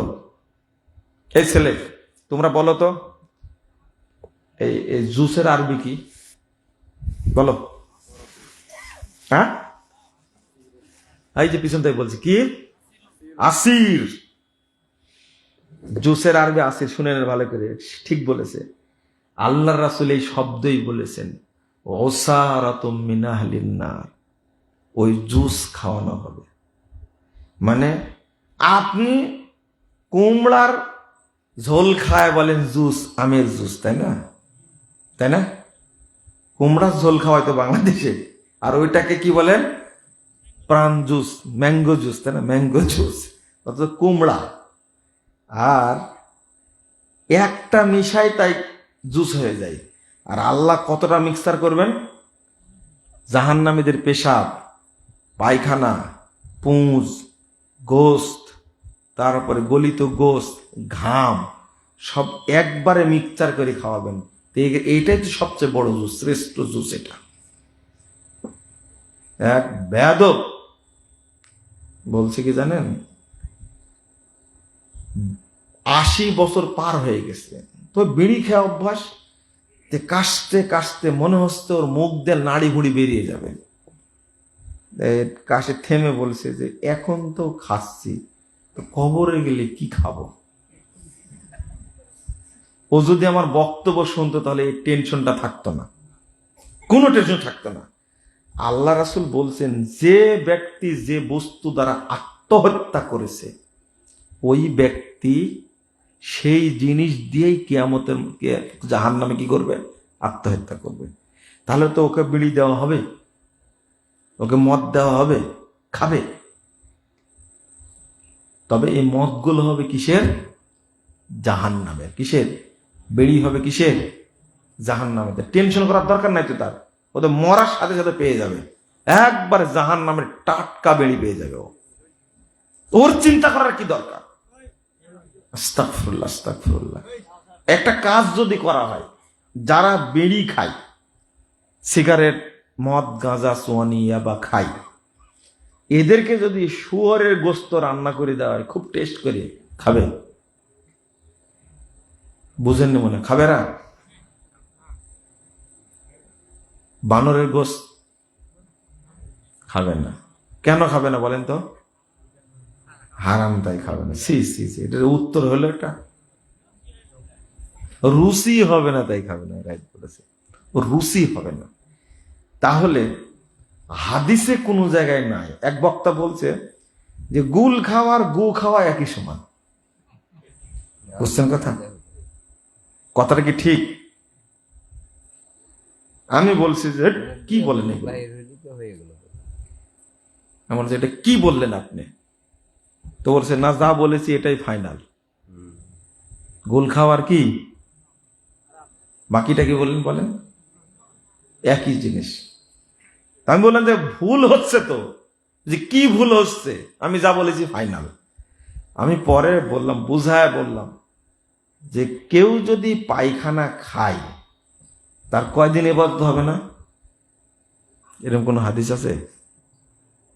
হাদিস নাই। আর কেউ যদি গুল খায়, বিড়ি খায়, জর্দা খায়, কয়দিন হবে না ইবাদত? তাহলে কোনটা খাওয়া ভালো? এই বুঝটাই আপনি বিড়ি খোরদেরকে দিয়েন। বুঝেননি কথা? এই বুঝটাই দিয়েন। শুয়োরের গোস্ত খেলে 40 দিন ইবাদত হবে না, এরকম কোনো দলিল নাই। কথা বুঝতে পারলেন? কোনো দলিল নাই। কিন্তু টান একটা মারার পরে কয়দিন নামাজ হবে না? 40 দিন। চিন্তা করেন কি খাওয়া উচিত এদের। এর পরেও দেখবেন কালকে সকালে ওরা জামাত করে খাচ্ছে, তাই না? রাস্তার ধারে বসে দেখবেন সকালবেলা কোনো কাজ নাই, নামাজও তো পড়ে না, ওরা এসে একবারে কাতার বদ্ধ করতে বসে বসে খাচ্ছে। এদের কি লজ্জা আছে, শরম আছে, হায়া আছে? কুত্তার যতটুকু আছে এর ততটুকু নাই। এত নিচু শ্রেণীর জাত এটা। আল্লাহ যেন এদেরকে হেদায়েত দান করে, আমিন। এখানে যারা আছেন, এখানে যারা, দয়া করে এই হাদিসগুলো শুনলেন আর জীবনে অকাম করবেন না। এটা অনুরোধ থাকলো। এই হাদিসের একটা অভিশাপ আপনার উপরে পড়বে, এই হাদিসের অভিশাপ আপনার উপরে পড়বে। সাক্ষী হয়ে গেল যে হাদিস আপনি শুনেছেন, এগুলো সব সাক্ষী দিবে। বলেছে, শুনেছে, এরপরেও খাইছে। আল্লাহ বলছেন কি, ইন্নাল্লাহা আহিদা, আল্লাহ অঙ্গীকার করেছেন, আল্লাহ ওয়াদা করেছেন, প্রতিজ্ঞা করেছেন, বাঁচার কোনো সুযোগ নেই।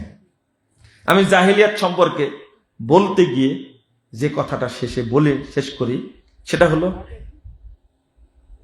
মেয়েদেরকে আপনারা কয়েকটা স্থানে যেতে দিবেন না।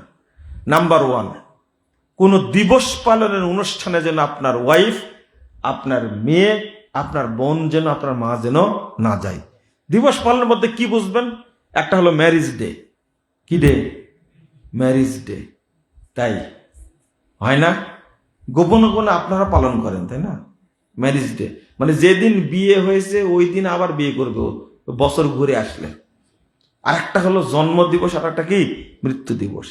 বাচ্চার জন্ম দিবস, মৃত্যু দিবস পালন করে, বাবার মৃত্যু দিবস পালন করে, অন্য দিন বাবার খোঁজ নেয় না, যেদিন মরে সেদিন খোঁজ নেই, এটা হারাম। 2 নম্বর হলো শিক্ষা সফরে আপনার মেয়েকে পাঠাবেন না। কথা কি বুঝতে পারলেন? কোন জায়গায়? শিক্ষা সফরে। 3 নম্বর, আপনারা বিয়ের অনুষ্ঠানে সেখানে যাবেন না যেখানে নারী পুরুষ একসঙ্গে বিয়ের ব্যবস্থা করা হয়। এই জায়গায় আপনারা যাওয়ার চেষ্টা করবেন না। ঈমান যদি ধরে রাখতে চান, বর্তমান যুগে ঈমানটা ঠিক রাখা খুব কঠিন, খুব জটিল। আপনি আপনার আত্মীয় যেই হোক না কেন, যদি বুঝতে পারেন যে এই বিয়েতে গেলে ঈমান থাকবে না, দরকার নাই। আল্লাহ যেন আমাদের বোঝার তৌফিক দান করেন, আল্লাহুম্মা আমিন। বন্ধুরা আমার, অনেক সময় কথা বললাম, এর উপরে আমল করার চেষ্টা করবেন, বলুন ইনশাআল্লাহ। আর তরুণরা এটা আয়োজন করেছে, তাদের জন্য দোয়া করে দিচ্ছে। আবারও বলছি, আল্লাহ যেন তাদেরকে কবুল করেন, আমিন। আর এটা যেন অব্যাহত রাখে, প্রতি বছর যেন করে। এই দোয়াটা পড়লে তারপরে উঠতে হয়। আমি দোয়া পড়বো তো এখন, আপনারা হুট করে উঠে গেলেন। এই দোয়াটার ফজিলত কত এটা জানেন না। অন্যদিন বলেছে, হয়তো শুনেছেন, অনেক ফজিলত। যত এখানে নেকি হয়েছে, দোয়াটা পড়ে উঠলে সমস্ত নেকি আল্লাহ সংরক্ষণ করবেন, আর আল্লাহ আমাদের সবাইকে সমস্ত পাপ ক্ষমা করে দেবেন। এই দোয়াটা পড়ার ফজিলত আল্লাহ যেন আমাদের বোঝার তৌফিক দান করেন, আল্লাহুম্মা আমিন। পড়েন, সুবহানাকা আল্লাহুম্মা ওয়া বিহামদিকা আশহাদু আল্লা ইলাহা ইল্লা আনতা আস্তাগফিরুকা ওয়া আতুবু ইলাইকা। কত প্রশ্ন করেছে দেখছেন?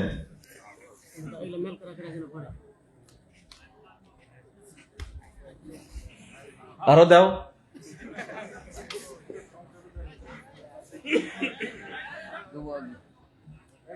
আচ্ছা, এটা কোনো কথা হলো বলেন তো দেখি?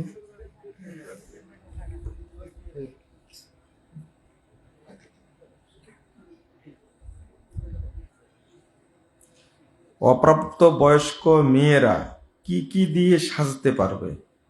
অপ্রাপ্ত বয়স্ক মেয়েরা, বয়স্কা মানে বয়স এখনো হয়নি, কি কি দিয়ে সাজতে পারবে? এরকম কোনো দলিল আমার জানা নাই, এলেম আমার নাই। এটা এমন করে সাজায়েন না, মানে ছোট মেয়ে কিন্তু হাফ প্যান্ট পরায় রাখছেন, হ্যাঁ, মানুষকে দেখানে বেড়াচ্ছেন, এটা তো হারাম। এটা নর্মাল পোশাক পরাবেন। একেবারে বাচ্চা যদি হয় তাদেরকে সাজায় রাখবেন আপনারা। ওদের তো হাদিসে আসছে, ঈদের সময় তারা ছোট ছোট দব বানায় সেটা বাজাতে পারবে, এটা হাদিস আসছে। তো বাচ্চা মহিলা হতে হবে, এটা একেবারে বাচ্চা। সাজায় রাখতে নর্মাল যেটা সাজায় রাখবেন। এক হানাফি বক্তা বলছে, কোন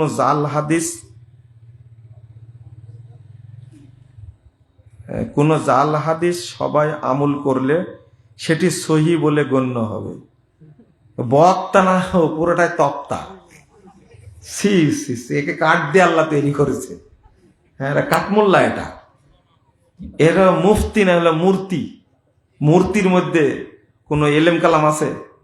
এই বক্তা হলো মূর্তি। কেমন জাহেলের জাহেল বলেন তো, জাল হাদিস। আচ্ছা, আপনাদের এরকম কেউ আছে যে 10-12টা অন্ধ লোক এক জায়গায় করলে একজন ভালো লোক হয়? আছে? হ্যাঁ, হয় না? কি পাগলের পাগল চিন্তা করেন। শোনেন, উপমহাদেশে এই যারা হানাফি বলে, এরা হানাফি না, কেউ বাংলাদেশে কোনো হানাফি নেই, এরা সব দেওবন্দি আর বেরলবি। এরা একটা উসুল তৈরি করেছে, কোন মুস্তাহিদ ব্যক্তি যদি জাল হাদিস দিয়ে দলিল নেয় তাহলে সেটা সহি হয়ে যায়। বলেন কি নাউজুবিল্লাহ, বলেন নাউজুবিল্লাহ। মানে এরা নিজেরা তৈরি করেছে, কারণ জাল হাদিস দিয়ে মাযহাব তৈরি করেছে, এই জন্য তারা উসুলটা তৈরি করেছে। এরা সব জাহেলে মুরাক্কাব একবার। আর এদের কাছে কোনো দ্বীনি এলেম নাই, কোনো দ্বীনি এলেম নাই এদের মধ্যে। এটা ইবনু তাইমিয়া বলে গেছেন, লা ইয়ারিফুনাল কিতাব ওয়াস সুন্নাহ, জামহুরুল মুতাআসসিবিন, জামহুরুম মিনাল মুতাআসসিবিন লা ইয়ারিফুনাল কিতাব ওয়াস সুন্নাহ। অধিকাংশ যারা মাযহাবী দলীয় গোলামি, তারা কোরআন হাদিস বুঝে না। তারা কি বুঝে? তারা জাল হাদিস বুঝে আর মিথ্যা কাহিনী নিয়ে থাকে। ফেতরার মাল কি দিয়ে, ফেতরার মাল কি টাকা দেওয়া যাবে? মাল লিখছেন, আবার টাকা লিখছেন কেন? ফেতরা টাকা দিয়ে দিয়ে আদায় হবে না। আমাদের প্রধান খাদ্য চাল, প্রতি ব্যক্তিকে 3 কেজি পরিমাণ কি দিতে হবে? চাল দিতে হবে। 3 কেজি করে চাল দিতে হবে, এটাই দলিল পাওয়া যায়। এর আগে যে 3 বছর 3.5 কেজি 2.5 কেজি ছিল, 2.5 কেজির দলিল আমরা পাইনি। যারা মেপে দেখছে এখন তারাও বলছে 3 কেজি। আর আমি সৌদি আরবের আলে বললাম, সৌদি আরবের ফতোয়া বোর্ড তারা বলছে চাল হলে 3 কেজি। গ্র্যান্ড মুফতি শেখ বিন বাজ বলছেন 3 কেজি। তারপরে শেখ মুনাজ্জিদ বলছেন 3 কেজি। শেখ আব্দুল মোহসেন আব্বাদ, সমস্ত বড় বড় আলেম লিখে গেছেন কয় কেজি? 3 কেজি। এখন আপনি ছাতো নিজেও বানাতে পারেন, তাই না? বানায় তো 2 কেজিও করতে পারেন, 2.5 কেজিও করতে পারেন, 3 কেজি 4 কেজিও করতে পারেন, কিন্তু যেটা লিখে গেছে সেটা রদ করা যাবে কি না? তাদের মাপ অনুযায়ী তারা দিয়েছেন কয় কেজি? 3 কেজি। 3 কেজি দেওয়ার চেষ্টা করবেন। আচ্ছা, আর একটা আপনারা বেশি পেঁচটা পাকান যে টাকা দিলে উপকার বেশি হয়, তাই না? টাকা দিলে কি হয়? উপকার বেশি হয়। আচ্ছা, একটা কাজ করলে হয় না? এই যে আপনারা যে কুরবানি করেন না, একটা গরুর দাম কত? 1.5 লাখ টাকা। 7 জন মিলে 1.5 লাখ টাকায় দিয়ে, এই 1.5 লাখ টাকা কুরবানি না দিয়ে গরিব মানুষের মধ্যে বিতরণ করে দিলে হয় না? হ্যাঁ, উপকার বেশি হবে না? আপনি গরুর ভাগ কয় টাকা দিয়ে দেন? উত্তর দেন। 10,000, 8,000। 8,000 হলে 27 কত? 8,000 করে গরু কিনা যায়, 56,000 গরু পাওয়া যায়। আরে কত করে কিনে সেটাই বলছি।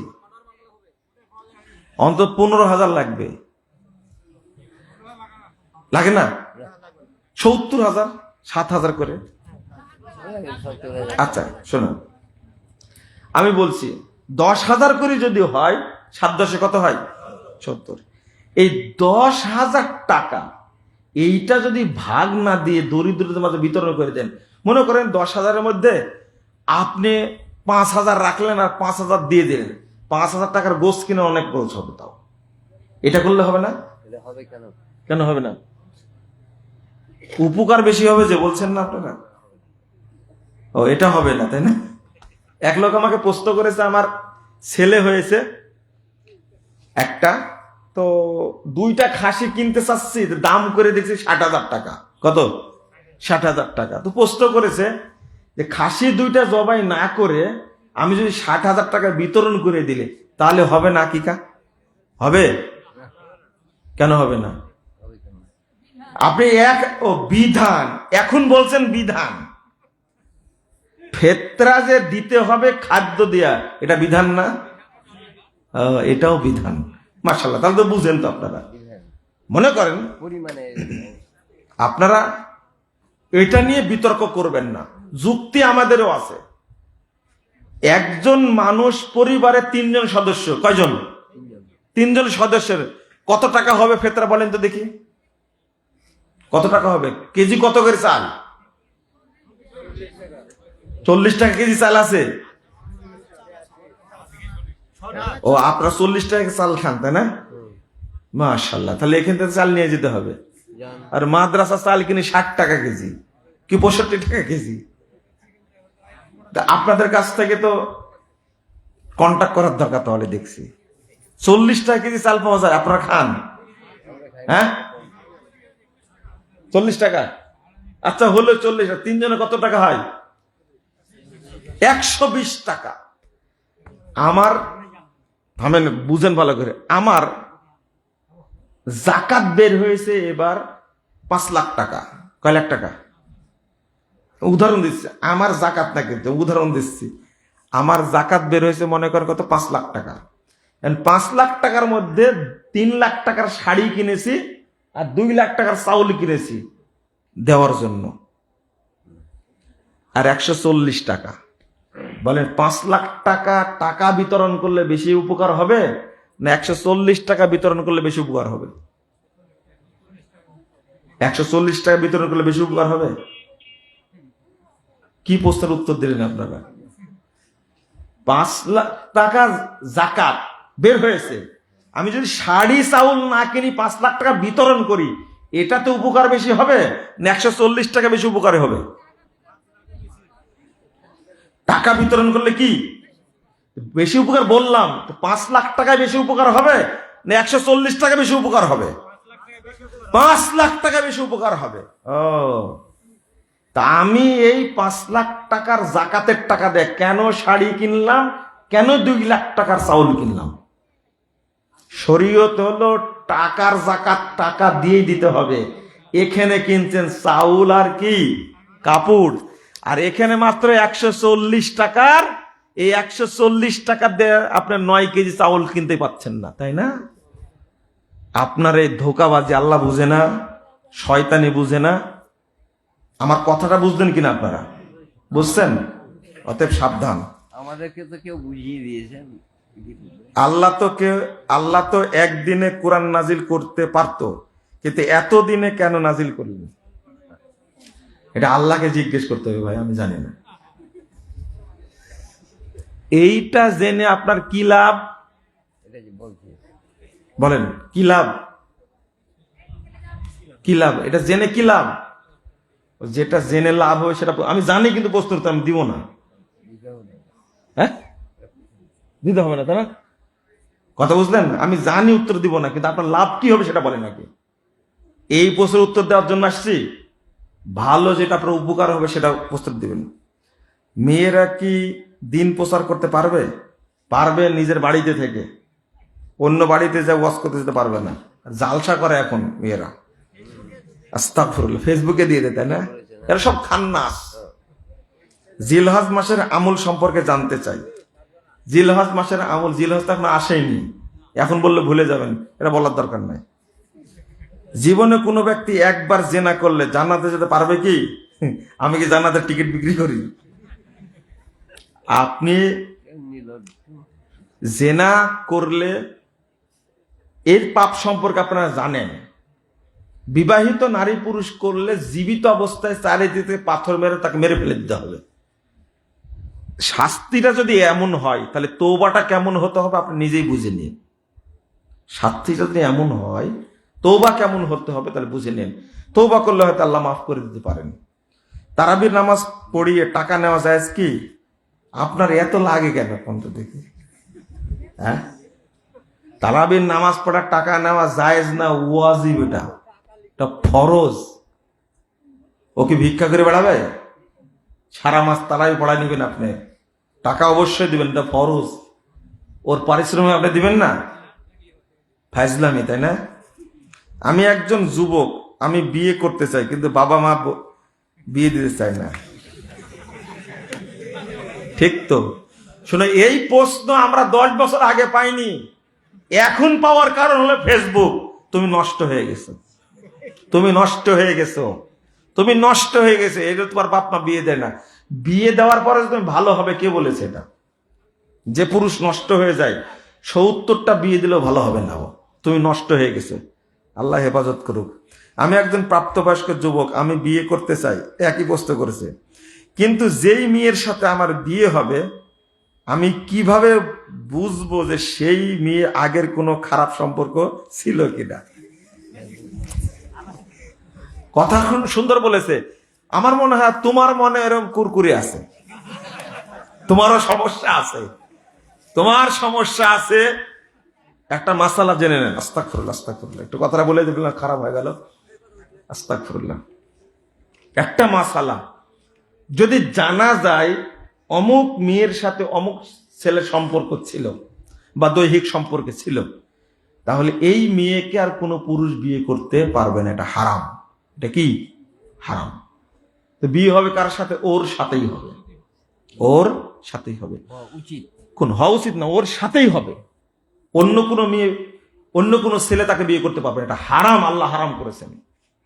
2 নম্বর,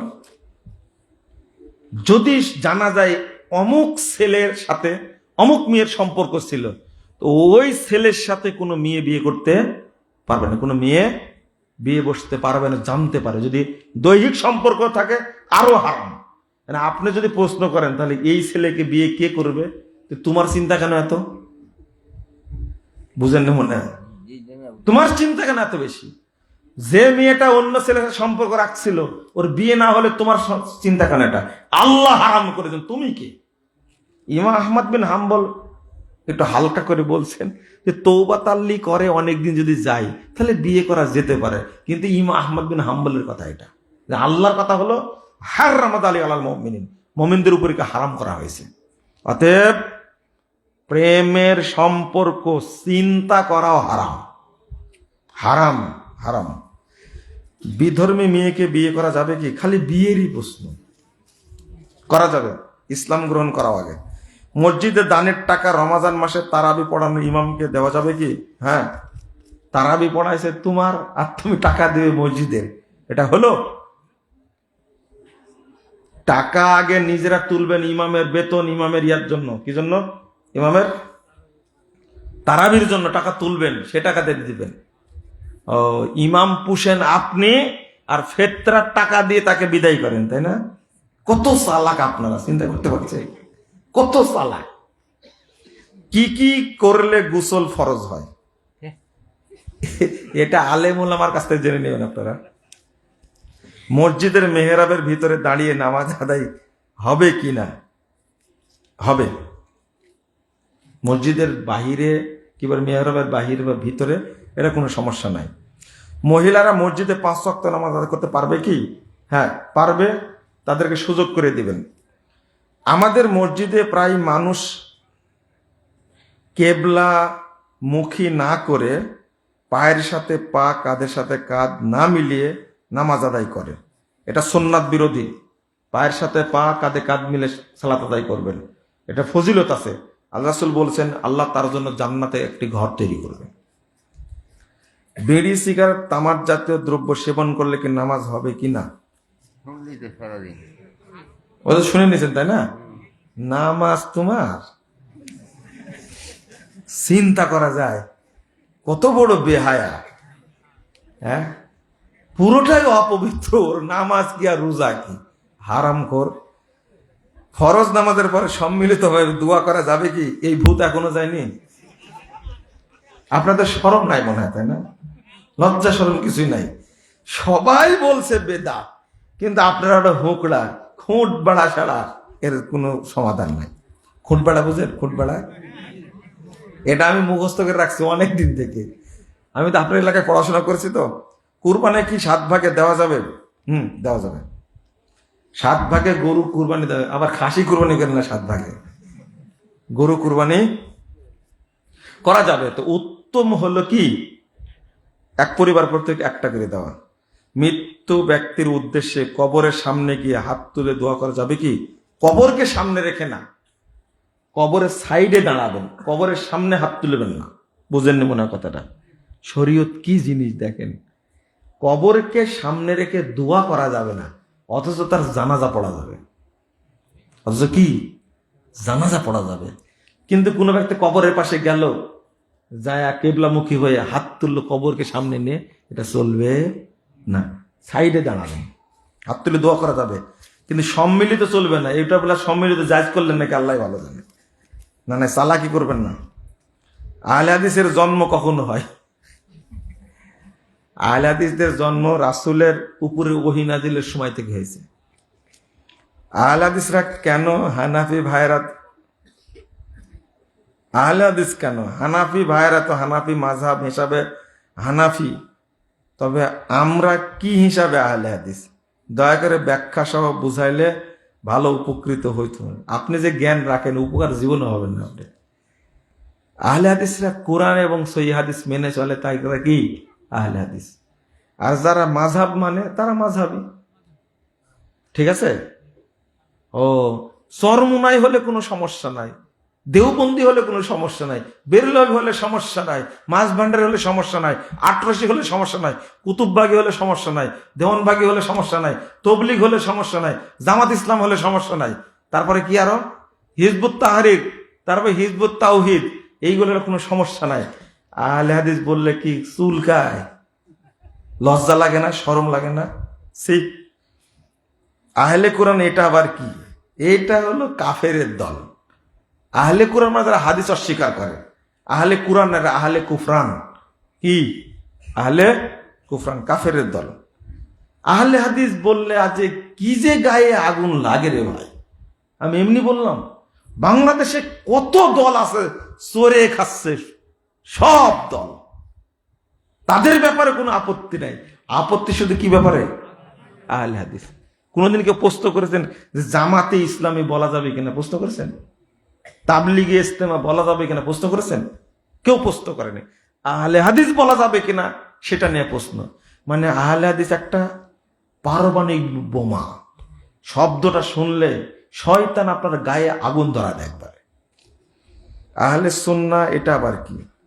ওহাবি আবার কি? আহলে সুন্নাহ এটাও আহলে সুন্নাহ ওয়াল জামা, এটাও আহলে হাদিসের একটা বৈশিষ্ট্য। ওহাবি একটা গালি, লামাজাবি, রাফাদানি, গায়ের মুকাল্লিদ এগুলো গালি, যেমন ওহাবি একটা গালি। আমাদেরকে গালি দেয় ওহাবি বলে। আল্লাহ হেদায়েত দান করুক এদেরকে। মা বাবাকে না জানিয়ে প্রেম করে বিয়ে করলে কি সেই বিয়ে হবে? কি বাটপারি বলে তো দেখে। ও জানে এটা হারাম, হারাম হারাম, আস্তাগফিরুল্লাহ। প্রেম করে কি বিয়ে করা যায়? তুমি কথা বলবে, বিয়ের সিদ্ধান্ত হয়েছে। আজ কি বার গেল? রবিবার। আগামী শুক্রবারে বিয়ে হবে। পরস্পর পরিবারের পক্ষ থেকে দেখে বিয়ের সিদ্ধান্ত হয়েছে। এই ফতোয়া শুনে নাও, আগামী শুক্রবারে বিয়ে হবে ফাইনাল। তুমি এই মেয়ের সাথে মোবাইলে কথা বলতে পারবে না, এটা হারাম। 2, তুমি যে বিয়ের জন্য মার্কেট করবা, নওগাঁ শহরে যাবে ওকে নিয়ে, হারাম। পয়লা বৈশাখে পার্কে যাবে, হারাম। ওর সাথে কথা বলতে হলে হয় ওর বাপ থাকতে হবে সাথে, না হলে ওর ভাই থাকতে হবে, না হলে মামা থাকতে হবে। মাহারাম একজন থাকা লাগবে, না হলে এই মেয়ের সাথে কথা বলা হারাম। আর তুমি প্রেম করবে? তোমার শরম লজ্জা নাই, হায়া নাই একটুকু? কি বক্তব্য শুনলে তুমি? প্রশ্ন করো। তোমার অন্তরটা পচে শয়তানের কারখানা হয়ে গেছে। এটা এলমের জায়গা। যে কোনো প্রশ্ন করলে হলো জমি বন্ধক নেওয়া যাবে কিনা, কিভাবে নেন সেটা বোঝান আগে, টাকা দিয়ে পর ফেরত দিলে জমি ফেরত দেন, তাই না? একবারে শুয়োরের রক্ত যেমন হারাম, তার চেয়ে বেশি হারাম। এটা চলবে না। কে জায়েজ করেছে? এটা কেউ করেনি, নিজের নিজেই করেছে। ঠিকই বলেছেন। ইমাম সাহেব তার স্ত্রীকে দিয়ে দোকান চালায়, তার পিছনে নামাজ পড়া যাবে কি? প্রথম কথা হলো, এই ইমামকে আপনি নিযুক্ত করলেন কেন? এটাকে আমার দোষ? তৌবা তৌবা, আপনাদের শরমও নাই?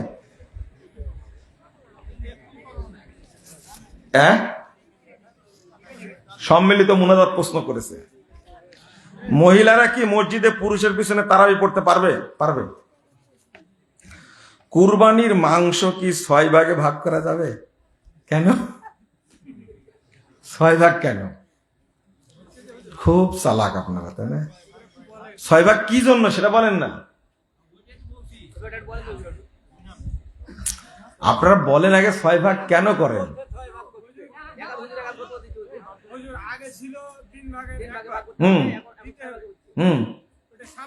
হ্যাঁ,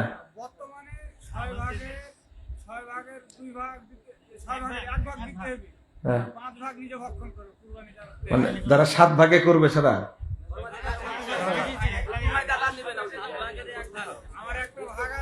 ও 7 ভাগেরই 1 ভাগ।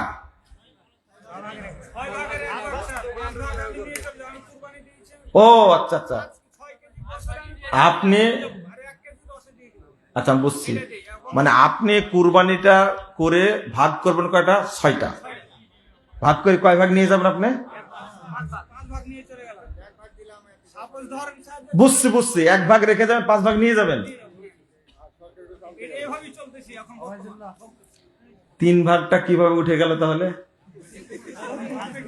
ও গোস্ত কম হয়ে যায় তাই না? একজন আলেম একটা ফতোয়া দিচ্ছে তাই না? শোনেন শোনেন শোনেন, আপনারা 8 ভাগ করতেন না আগে? কি ভাগ করতেন? গরুর গোস্ত 3 ভাগ করতেন তাই না? এটাই তো প্যাঁচ। 3 ভাগই করবেন। 3 ভাগ বলতে 3 শ্রেণীর মানুষ খাবে। কয় শ্রেণীর?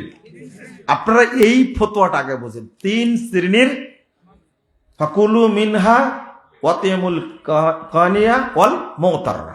আল্লাহ বলেছেন তুমি খাও, পড়শিকে দাও, আত্মীয় স্বজনকে, এবং যারা কি ফকির তাদেরকে দাও। ভাগটা 3 ভাগ, 3 শ্রেণীর মানুষ খাবে। 3 ভাগ করার কথা কেন বলা হয়েছে জানেন? যদি এই স্বাধীনতা দেওয়া হয় তা আপনি সবই খায় নেবেন, যা আমার মতো আমি ভাগ করে দিয়েছি। আসলে 3 ভাগ করাটাই হলো কোরআন হাদিসের দৃষ্টিতে কি উচিত। 1 নম্বর কথা, এটা 1 নম্বর কথা। 2 নম্বর কথা, যিনি কুরবানি দাতা তিনি অল্প একটু রেখে মনে করলো যে এগুলো থাকলো, তোরা ভাগ করে দাও, এটাও কি জায়েজ। কিন্তু এই দিকে যদি কেউ না যায়, ভাগ করতে চায়, তার 3 ভাগ করাটাই হলো কি হাদিসের অনুকূলে। কথা বুঝতে পারলেন? আর একটা কাজ যেটা করতো, 7টা যেহেতু ভাগ করবে এই জন্য নিজেরা একটা করে ভাগ নিত, আর একটা ভাগ দিত কাকে? ফকির মিসকিনকে। এই একটা রেওয়াজ চালু ছিল, কিন্তু এর কোনো দলিল আমরা পাইনি। এতটুকুই বললাই। 6 ভাগ 5 ভাগের কথা আমি জানি না। যারা দিয়েছে তাদেরকে জিজ্ঞেস করেন। পুরুষের পিছনে মহিলারা কি ঈদের জামাত করতে পারবে? পারবে, মানে করতেই হবে। ঈদের সালাত ফরজ। ঈদের সালাত কি ফরজ, করতেই হবে। মহিলারা বাড়িতে বা মসজিদে ঈদের সালাত পড়তে পারবে না। পুরুষের যদি জায়গা হয়, মহিলাদেরও জায়গা করতেই হবে ঈদগাহে। কথা কি বোঝা গেল? করতেই হবে। আপনার জায়গা হলে তারও জায়গা করতে হবে। এইটাকে মাসালা বুঝেন, তাহলে সমাধান হয়ে যাবে। আর একান্তই কোনো মুরব্বী মানে যেতে পারবে না ঈদগাহে, সে একজন বাচ্চা ছেলে একজন পুরুষের ইমামতিতে শুধু 2 রাকাত সালাত পড়ে নিবে, এতটুকু বলা যেতে পারে। কিন্তু পাড়ার সব মহিলা আপনি বাড়িতে জমা হয়ে সালাত পড়বেন এর কোনো দলিল নাই, মসজিদে কোনো দলিল নাই। ঈদগাহে নিয়ে যেতেই হবে তাদেরকে। এমনকি নামাজ পড়বে না ঋতুবতী মহিলা, তাদেরকে যাওয়ার নির্দেশ দিয়েছেন আল্লাহ রাসূল। কঠিন জিনিস। মহিলারা মসজিদে তারাবির সালাত আদায় করতে পারবে কি? বলে দিয়েছি। মহিলারা জুমার সালাত জামাতে মসজিদে পড়তে পারবে কি? বলে দিয়েছি, পড়তে পারবে। ঈদের সালাত এটা তো বললাম। ঈদের পরের দিন রোজা রাখা যাবে কি? ঈদের পরের দিন ঈদুল ফিতর যাবে, কিন্তু ঈদুল আজহা যাবে না। শাওয়াল মাসে 6টা রোজা রাখার পর চাঁদের 3টা নফল রোজা রাখতে হবে কি? এখানে একটা সুযোগ আছে। কয়টা বলবো বলেন তো দেখি। প্রথম কথা হলো শাওয়ালের সিয়াম আগে করবেন না কাজা সিয়াম আগে করবেন? সুন্নাহ হলো আগে কাজার সিয়াম করতে হবে। আগে কি? এটা হলো নফল, এটা মুস্তাহাব, না করলে কোনো সমস্যা নাই। কাজা আপনাকে কি করতে হবে? করতেই হবে। আগে কাজা করে নেবেন, শাওয়াল মাস শেষ হয়ে গেলেও আগে কাজা করবেন, তারপরে সময় পেলে শাওয়াল টান করবেন। এটা হলো প্রথম। দ্বিতীয় কথা, শাওয়ালের সিয়ামটা একাধারে করতে পারেন। তৃতীয় হলো ভালো যদি কেউ নিয়াত করে 13, 14, 15 এইটার সাথে মিলায়া শাওয়াল রাখবো, তাহলে 2টারই নেকি হবে। বুঝেননি কথা? 2টারই কি হবে? একটা করলে 2টার নেকি হবে।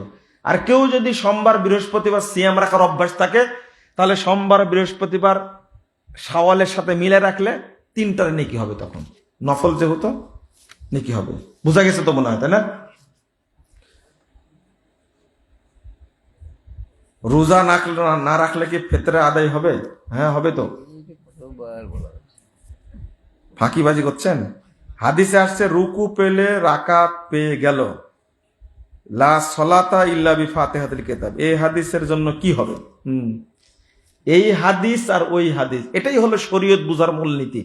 যেখানকার শরীয়ত সেখানে কি লাগাতে হবে। সূরা ফাতিহার হুকুমটা রুকু অবস্থায় না দাঁড়ানো অবস্থায়? তাবদিলুল মাকান তাবদিল হুকুম, স্থান চেঞ্জ হুকুম চেঞ্জ। আল্লাহ শরীয়ত যদি অনুমতি দেয় রুকু পেলে তার কি হয়ে যাবে? রাকাত হয়ে যাবে। তা আপত্তি কোথায় এখানে? আপনি বলবেন যে সূরা ফাতিহা যা হলো না, রুকুর মানি এটা।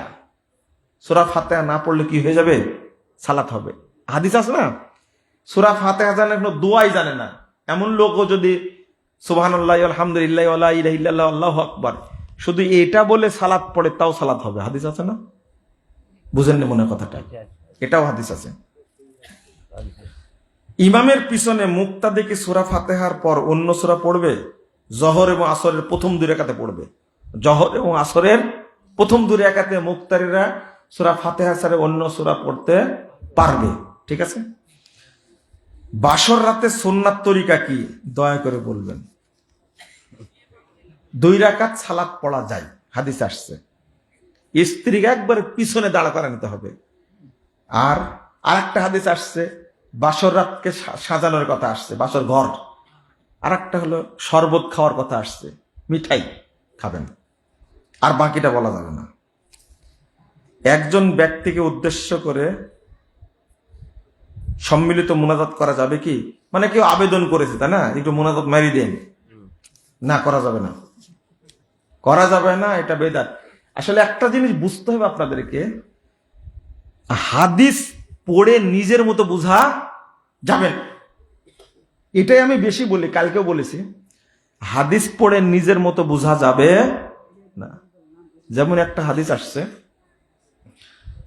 1950 নম্বর হাদিস, সেই বুখারীর মধ্যে এসেছে, আয়েশা রাদিয়াল্লাহু আনহা তিনি রমাজানের কাজা সিয়ামগুলো আদায় করতেন শাবান মাসে।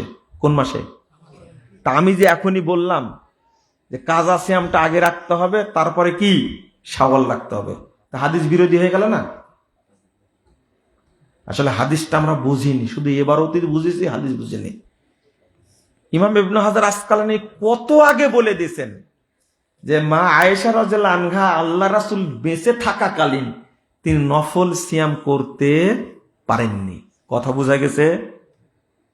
যখন আল্লাহ রাসূল শাবানের সিয়াম রাখতেন তখন তিনি কাজা সিয়াম কি আদায় করতেন। তাহলে হাদিসটা যদি তাদের মতো বুঝি আমরা, কোনো সমস্যা নাই। পুরুষ ইমাম কি মহিলাদের ইমামতি করতে পারে ঈদের নামাজে? পারবেই তো, পারবে, কিন্তু মহিলাদের আলাদা জামাত করার কোনো দলিল নাই। বললাম কোন বৃদ্ধা মহিলা যেতে পারেনি, তার জন্য ইমামতি করতে পারবে। মহিলাদের ঈদের নামাজ কি মসজিদে হবে? বলে দিলাম তো, এক মুসলিম অপর মুসলিমের ভাই, বক্তাদের মাঝে এ হাদিসের ওপর কোনো আমল নাই কেন? ধরে ফেলেছে একবার। বক্তাদের মাঝে এই হাদিসের আমলটা আরো বেশি থাকা উচিত। কিন্তু তুমি যদি নাদান মার্কা বক্তার পক্ষে কথা বলো তাহলে সমস্যা আছে। কিন্তু এটা ফরজ, যে একটা বেদাতি হবে মিথ্যা কথা বলবে তার মুখোশ উন্মোচন করা কি ফরজ। ওই হাদিস আমল করার দরকার নাই তখন। আর ও শরীয়তের ক্ষতি করছে, ওর বিরুদ্ধে বলা যাবে না? যাবে। কিন্তু একই মানহাজের মানুষ যদি কেউ ভুল করে তাহলে পরস্পরে বসে কথা বলতে হবে, উন্মুক্ত বলা যাবে না, বলা উচিত না। প্রশ্ন তো আপনারাই করেন, রাতে স্বপ্নদোষ হয়েছে, দিন 10টায় গোসল করেছি, রোজা কোনো ক্ষতি হবে কি? সাহারি করলে কখন আর ফজরের নামাজ পড়লে কখন? তাহলে 10টায় গোসল করেছে, ও পড়েনি, লজ্জা পেয়েছে, লজ্জা পেয়েছে না, কোনো সমস্যা নাই। স্বপ্নদোষ হয়েছে, ওই অবস্থায় সাহারি খাওয়া যাবে, এমনকি স্ত্রী সহবাস করেছে অবস্থায় সাহারি খাওয়া যাবে, সাহারির পরে গোসল করবে, ফজরের সালাত পড়বে, কোনো সমস্যা নেই। ঘুষ দিয়ে চাকরি নিলে টাকা কি হালাল হবে? তুমি বলো তো হালাল হবে না? হারাম। তবে অধিকার কেউ যদি ছিনিয়ে নেয় ওইটা হবে জুলুম। আপনার ভাইবাতে ফার্স্ট হয়েছেন, আপনারটা ওকে, কিন্তু আপনার কাছে কি দাবি করছে? টাকা না দিলে চাকরি হবে না। আপনি তখন টাকা কি করবেন? দিয়ে চাকরি নেবেন। আপনার জন্য জুলুম, আর ওই হারামখোরের জন্য কি অভিশাপ, হারাম। মহিলারা জান্নাতে কি পাবে? মহিলারা জান্নাতে কি পাবে? ও যা চাইবে তাই পাবে। মানে যার স্বামী নাই তার কথা বলছেন তো? একই দিনে 3 বৈঠকে 3 তালাক দিলে তালাক হবে কি? হবে, 1 তালাক হবে। এখন ব্যাগ নিয়ে টাকা দিবে, সব তো শেষ হয়ে গেছে। দিবেন, টাকা দিবেন আপনারা? পাঠাবো? যাও তোমরা ঢুকো, বলেছে দিবে টাকা পয়সা, যা দেয় তাতেই বরকত হবে ইনশাল্লাহ। দিবেন আপনারা, সবাই দিবেন, তো 1 টাকা করে দিবেন। কারো পকেটে 1 টাকা নাই মনে হয়, 5 টাকা থাকলে 10 টাকা থাকলে দিবেন, সবাই শরীক হবেন।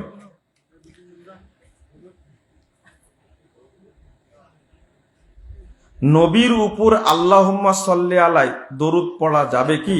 মানে আল্লাহুম্মা সাল্লি আলাই, আল্লাহুম্মা বারিক আলাই, এরকম সাল্লাল্লাহু আলাইহি সাল্লাম বলবেন। এটা দলিল আছে, সাল্লাল্লাহু আলাইহি ওয়াসাল্লাম। স্ত্রী তার কি স্বামী তার স্ত্রীকে রাগের কারণে 1 2 3 4 তালাক দিয়ে ফেলেছেন, সেই মেয়েটা আবার বাবার বাড়িতে চলে আসে, কয়েক মাস পর মিল মহব্বত হয়ে আবার সংসার করেছে, এ বিষয়ে কিছু বলেন। এরা হলো বলদ। বলদ বুঝেন তো? যারা স্ত্রীকে এইভাবে তালাক দেয় তারা হলো বলদ। তালাক প্রথমে দিবে একেবারে, মায়েরা ওকে আগে মেডিকেলে ভর্তি করাতে হবে 2-4 দিন, তারপরে তালাক দেওয়ার জন্য বিয়ে করেছেন ওকে, ওর উপরে খরচ এমনি করেন। হাদিসে আসছে, আল্লাহ রাসূল বলছেন, লা তারফাও আসাকা আদা আনহুম আসাকা আদাবান, আদবের লাঠি তুমি তাদের কাছ থেকে উঠায় রাখো না। লাঠি ঝুলন্ত অবস্থা রাখতে হবে, পিটায় মেডিকেলে পাঠাবেন। মায়ের 1 দিন দিলে 10 বছর ভালো থাকবে ইনশাল্লাহ। কথা বুঝলেন? তালাক পরে 2 নম্বর, এই যে তালাক দিয়েছে 1 2 3 4, তালাক কিভাবে হয়? তালাক আপনার বাপের। তালাক দেওয়ার নিয়ম জানতে হবে, ওই জন্য বলদ বললাম এমনি। তালাক দেওয়ার নিয়ম জানতে হবে। একবারে তালাক দেওয়া যায় না। 1 মাসে 1 তালাক দিবেন, না রাখতে চায় পরের মাসে আর রাখবেন, তাও যদি না রাখতে চান পরের মাসে আবার দিবেন। 3 তালাক দিয়ে বলবেন, যা তো তালাক দিলাম, তুই বাড়ি চলে যা, আর সংসার করব না। এরা হলো পুরুষ। ইমামের পিছনে মুক্তাদি কি সূরা ফাতিহা, এটা বললাম তো নাকি? এলো হয়ে গেছে। জাযাকুমুল্লাহ খায়রান ওয়া বারাকাল্লাহু ফিকুম। আবার কি আরো দেন, আরো নিয়ে আসেন। সম্মিলিত দোয়ার ব্যাপারে কিছু বলেন, এটা তো বললাম তো।